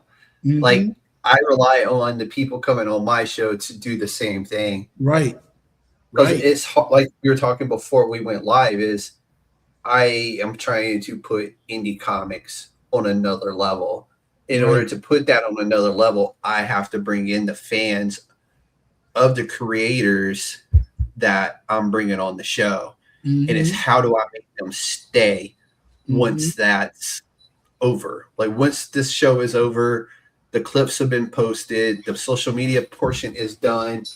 It's how do I make Jeff Carroll's Coach Jeff's fans stay a fan of the USDN at that point? And it's not easy to do. It's they'll stick around just long enough to ride the Jeff Carroll wave, and then they're gone. Right. And it's like, but maybe they'll stick and down, say, he brought out a really nice conversation. I enjoyed it. He was entertaining. Let me see who else he talked to. Yeah. And that's And what, it's like I always say, is like find your next favorite comic book creator here. And that's what I try to do on a daily basis, weekly basis, monthly basis. But let's talk a little bit more about your comic projects and some of your current projects that you have coming up. So you got Amani the Killer. Well, Amani the Killer was my first one that I came out with to go with Gold Digger Killer. And that is something I want to do again. Yeah. I actually want, like we was talking about all of the different genres, horror, science fiction, what else? Tales from the Crypt, my humor. I want to do a crime anthology, and I want to lead with Gold Digger Killer, and I want to lead with with the graphic novel adaptation of the Gold Digger Killer movie, or one of the sequels. And I will put the Amani the Killers into that, but I don't want to re-release it on its own. I want to re-release it with some new material. And I haven't started. I have the script, but I haven't had an illustrator yet that I want to actually do it. Yeah. So you got Planet of Keelan, The Wrong Planet, Baba, Harlem Shake Universe, God, Church of God in Space. So of all these great projects that you have been working on, which one do you think best represents your creative identity right now? Well, when I was doing the Kickstarter, my longest comic book expression is still fingernails, right? Okay. It was written as a story for a graphic novel from the first book. Planet of Keelan is the series, but the graphic novel is going to be called You Picked the Wrong Planet. And that's going to be my next one. So in that one, I'm actually explaining my universe. So I have Planet Keelan has cities and places on the planet, but then it also is a planet. So I have a universe that I've outlined with Earth somewhere in that universe, so we know where we fit.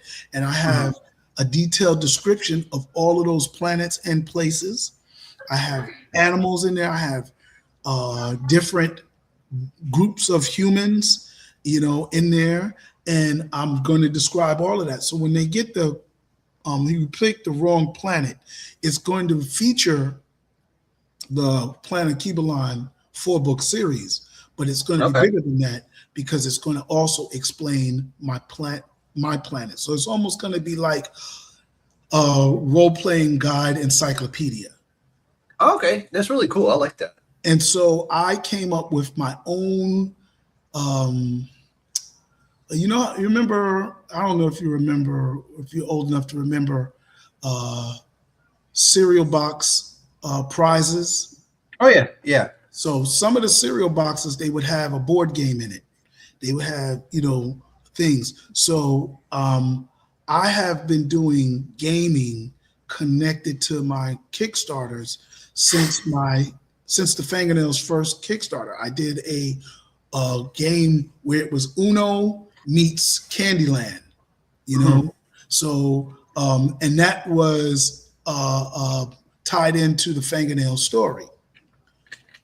I did a version of Bingo with all of the characters from Planet of Kibalon, and that was a reward level.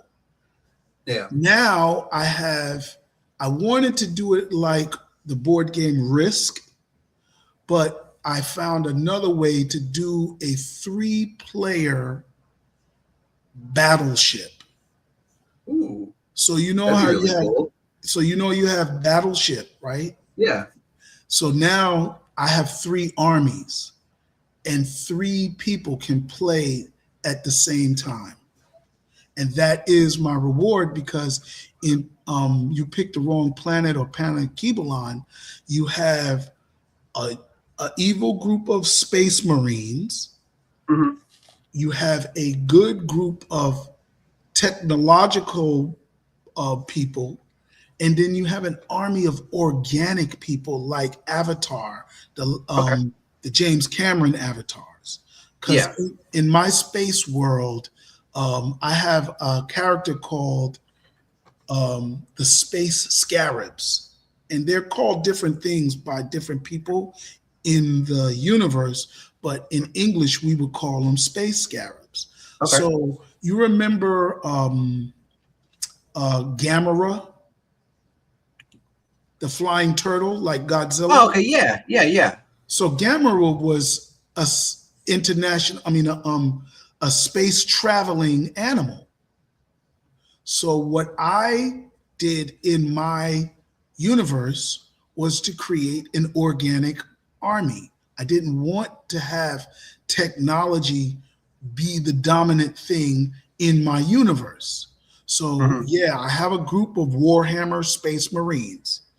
And I also have a futuristic sci-fi guys like Star Trek and Star Wars, but I also have an organic army. So one of the problems, I felt with James Cameron's Avatar, while I liked the world building of the Na'vi people, I just felt that they were always inferior to the technology, that AWA bailed them out, but you can't keep relying on AWA. When you're going to develop something yourself that can fight a military. I mean, taming the animals is beautiful. Flying dragons is beautiful. I like all of that. That held it to a certain level. But when you go into space, you get the bigger ships. Come on, what you got for them? And so I felt, just as they bonded with the flying lizards, they could summon a space Gamera.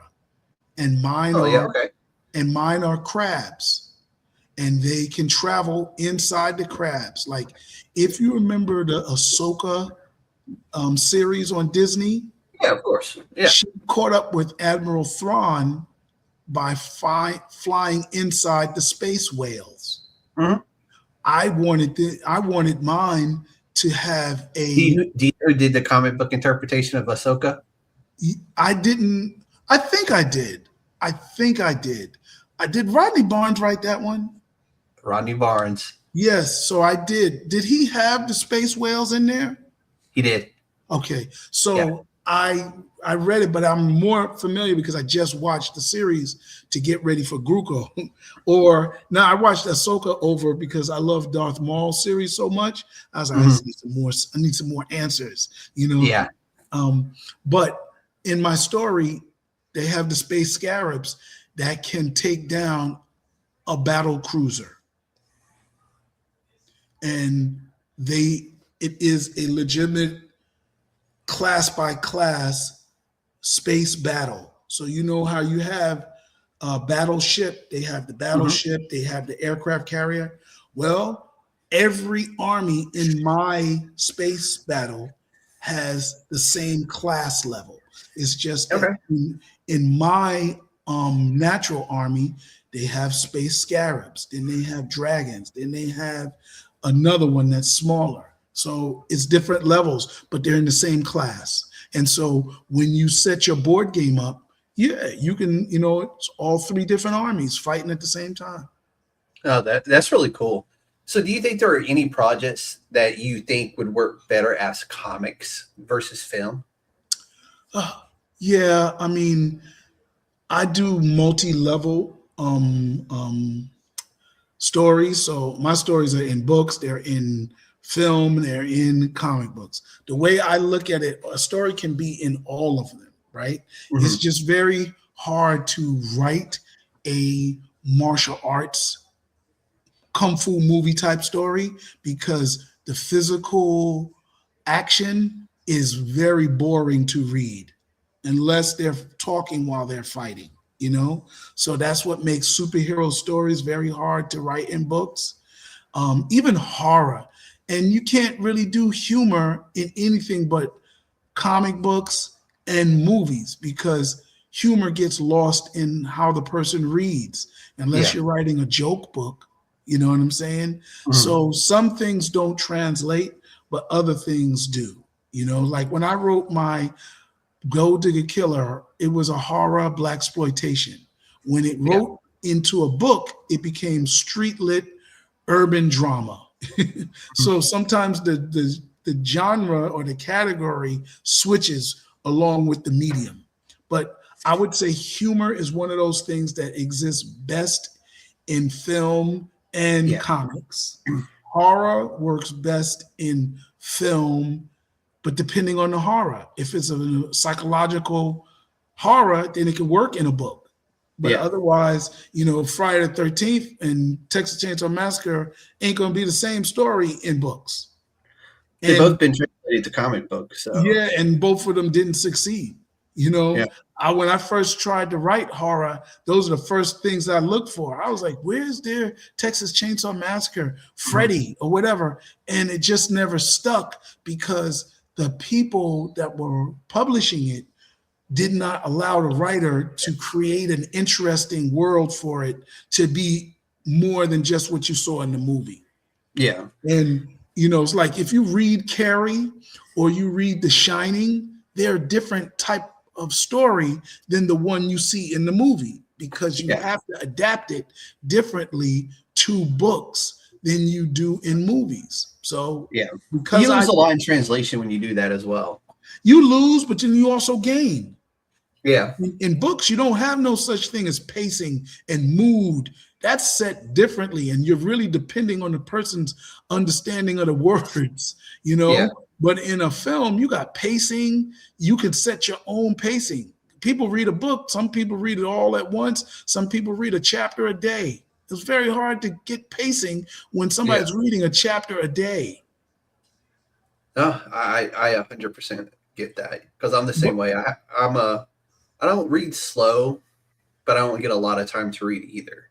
So I'm both. I don't get a lot of time to read, and I'm slow. And I have this one book. I lost my place in the book, so I end up now rereading stuff that and I'm like, oh my God. And I keep saying, you know, take time to write the book, but I have a whole lot of home chores. You know, I have to make time to do it, but I do have to write. And I'm getting my writing chops back. I was writing right before we got on the show, and I'll probably write a little bit when we get off.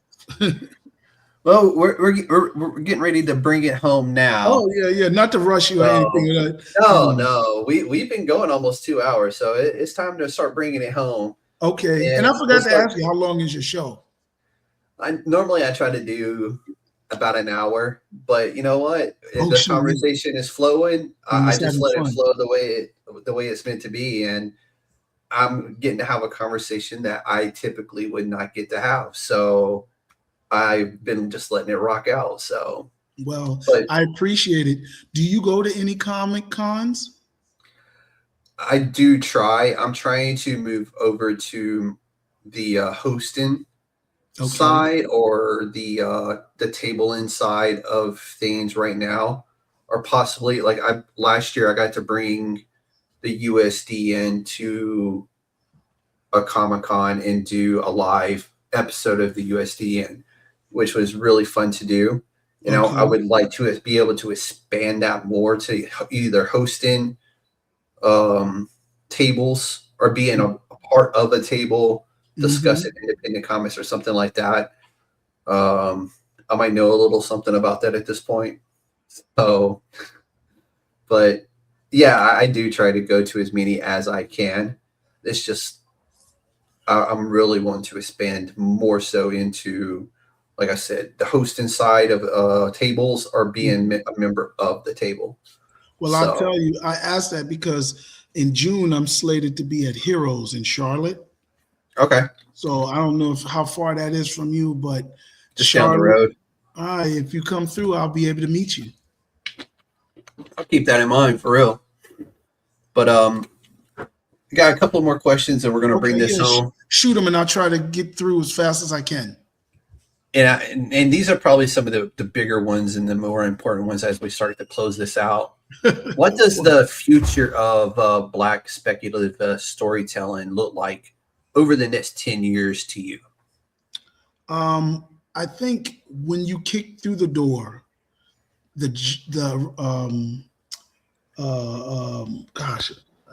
Jackie Robinsons come through, right? Yeah. The best of and he might not even been the best. You know, I'm a Josh Gibson fan, but yeah, Jackie Robinson was definitely one of the best, right? From the Negro League. So when we get through, not to say that there's not going to be a Reggie Jackson, you know, somewhere in the mix, but you will get more of a diversity of Black storytelling in the future. Like my story, 40 Ounces of Death, is not a Roots of Madness. It's not a bitter root, you know, but it is a horror, and it is more like Friday the 13th. You know what I'm saying? Yeah. And so, but it took a Beloved, which is so well written and such high literary that even a lot of Black people haven't read it. You know what I'm saying? But we will get there.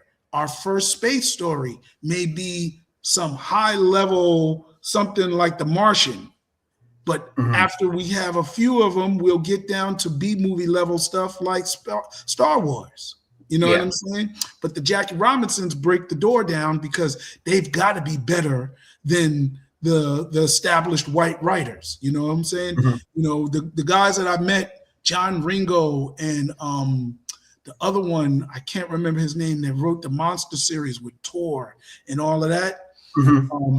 Those guys didn't write high-level science fiction books.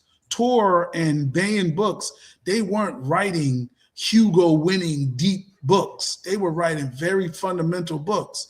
And when I started reading them, I was like, do we have anybody that's like that? No. And that's because all our books are Jackie Robinsons.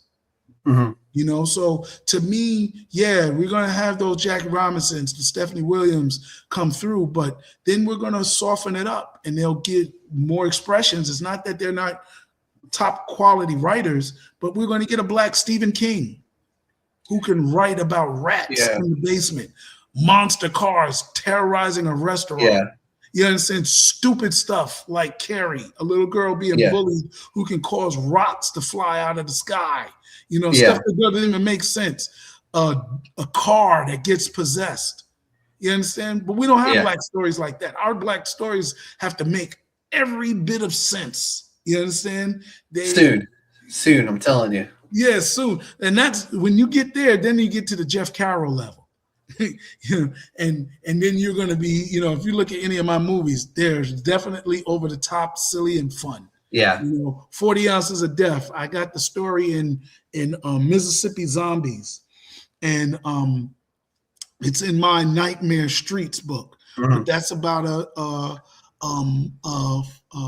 a beer that turns people into zombies. So that's some B movie stuff, No, I love B movies. Period.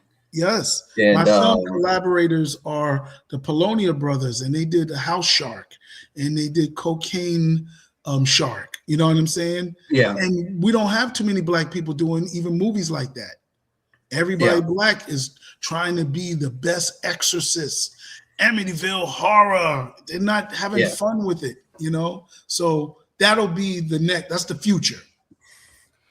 I like it, Jeff. We're going to close it out with this one, and we'll bring it home. If someone watches Why I Love Sci-Fi, which, by the way, is linked down below in the description of this. Oh, yeah. What do you hope they walk away from? Or what do you hope they walk away thinking about? Got it out. So, when I first started writing science fiction, my advertisement was give sci-fi a try, right? Mm-hmm. And this is probably not even something I put in a documentary, but where I got the I Love Sci-Fi from was the byproduct of a challenge to some fraternity sorority members at a Martin Luther King parade. And they were saying, oh, we just don't read science fiction, blah, blah, blah. And I was talking them into it. So there's a fraternity called Omega Sci-Fi. Shaquille O'Neal is in it, Michael Jordan, Jesse Jackson, right? And it's Omega Sci-Fi. And so when I got into the conversation with them, I said, but you are sci-fi. You are Omega Sci-Fi. So then I said, oh, I'm taking that. I'm running with it. So then I wrote I Love Sci-Fi. And then the documentary is Why I Love Sci-Fi. So the core goal was to get people to be interested in sci-fi, and particularly people of color, and more specifically, Black science fiction, and even more specifically, my science fiction. Because really, it's not just about science fiction. It is my opinion, you know, and I give you an up-close personal look, the little cutaways of me being in the movie theater, me cutting grass, me going to Comic-Con, and what I'm thinking, that's the mind of a science fiction writer. Mm-hmm. So those are all the things. I want you to get inspired to, read science fiction if you've never read it, read some Black science fiction if you never read that, or read some of my books, or watch my movies or my comic books. So those are the goals. The wild part is they may have read Black sci-fi and not realize it was written by a person of color. Right. Yep. So that's that. Or not to be afraid to include it in your science fiction catalog. 100%, Joe. I love it, man. I really do. This is the longest podcast I've done in quite some time. Welcome back. And honestly, I just let it flow. The conversation was so good. And this is one of those where I, as a big bearded white fella, don't get to have conversations like this often. Right. And when I do get to have a conversation like this, I get so absorbed into listening to you and learning about your journey and why you're doing what you're doing that I just fucking let it go, man. Well, I thank you for allowing me into your comic book space. Oh, you're part of the fam now. For having me talk to you about it. And this is what I do with my panels. When I used to do panels at conventions, I have a panel coming up this summer. I like to let it flow. I like to be engaging with the audience, because writing is a solitary art. You can't write with 50 million people around you. So, 100%. Even with movies, I like to watch my movie in the theater with other people watching my movie. You can't do that with comic books or books. Mm-hmm. You stare at somebody reading your book, they'd be like, that's weird. It's like, I just was waiting to see if you got the joke. Like, are you on page 20? Are you on page 20? Right. So that's why I like these conversations, the podcasts and then the panels and stuff. So I encourage you to do that. These conventions that'll let you come to the convention and set up a whole live stream. I wouldn't say try to do it all 3 days of the convention. But it takes a lot out of you. Like, another reason why I schedule the way I schedule now is because this takes it out of you. Yeah. And then after this is done, I still have to edit, clip it, schedule everything out to release. Listen, it's a whole thing. I worked in television production. To recover. Yeah. Yes. So when I tell you, if you do plan to do a full day, you might not be burdened with the editing because it'll be a live stream, but you still have to space it out and book it. And then there's other things that you can do. Instead of a commercial break, you say, hey, I want to play this previous clip of me walking around the day before, watching and talking to people as they set up. You understand what I'm saying? Yep. Or this is a pre-recorded interview. And that's something I want to do, but it's getting access to do that. And they go, well, we've never heard of you, so we're not going to give you that access. And I'm just like, well, you're not heard of me because you're not giving me the chance. Right. And that's a hard part to do. Small conventions. There's some small conventions, I know these guys do an Atlantic Comic Con in August, and I believe it's in the Norfolk Hampton area. Okay. I'll send you those guys' information. Yeah, shoot it to me, and I'll reach out to them. But Jeff, we're going to bring it home. You can have them on the show, and then when I'd love to talk to them. Yeah, and then when the stuff, when the convention comes, you can replay the interview with the creators. You know what I'm saying? No, I would love to be able to do that, just because I like to explore all aspects of what the comic industry is all about. Whether it's publishers, writers, creators, inkers, you name it, I want to talk to them. But Jeff, right now, we're going to bring it home. Let everybody know where they can find you and where they can find your documentary. Well, you said the link is in the descriptions. So all of them, where they can find you and the documentary. Right. I am Jeff Carroll on Facebook, Coach Yo Jeff on Instagram. I am RBG World on YouTube. My what do you call it? My podcast is the Sci-Fi Express Lane. You can do that, or best for any of my comic book future stuff coming out, check me on Kickstarter. I'm Jeff Carroll, Hip Hop Comics and Flicks, and that's probably the best way to get me is on Kickstarter, because right now I'm running back-to-back Kickstarters all year. I like it, Jeff. I want to welcome you to the Council of Nerds, Jeff. Thank you very much. Everybody, science fiction has never just been about spaceships, aliens, or futuristic technology. At its core, sci-fi is about imagination. It's about asking, what if, and daring to envision a future nobody else sees yet. Tonight's conversation with Jeff Carroll, aka Coach Jeff, reminded us that Black science fiction, indie comics, horror, hip-hop storytelling, and creator-owned worlds all matter because they expand who gets to shape the future. From comic books and film to speculative fiction and cultural storytelling, imagination itself is power. Make sure you support independent creators, support indie comics, and support original storytelling. If you enjoyed tonight's episode, make sure you like, subscribe, and share this, because this has been the USDN Podcast, where indie comics come to life. Ladies and gentlemen, the Council of Nerds is now adjourned. Y'all be safe out there.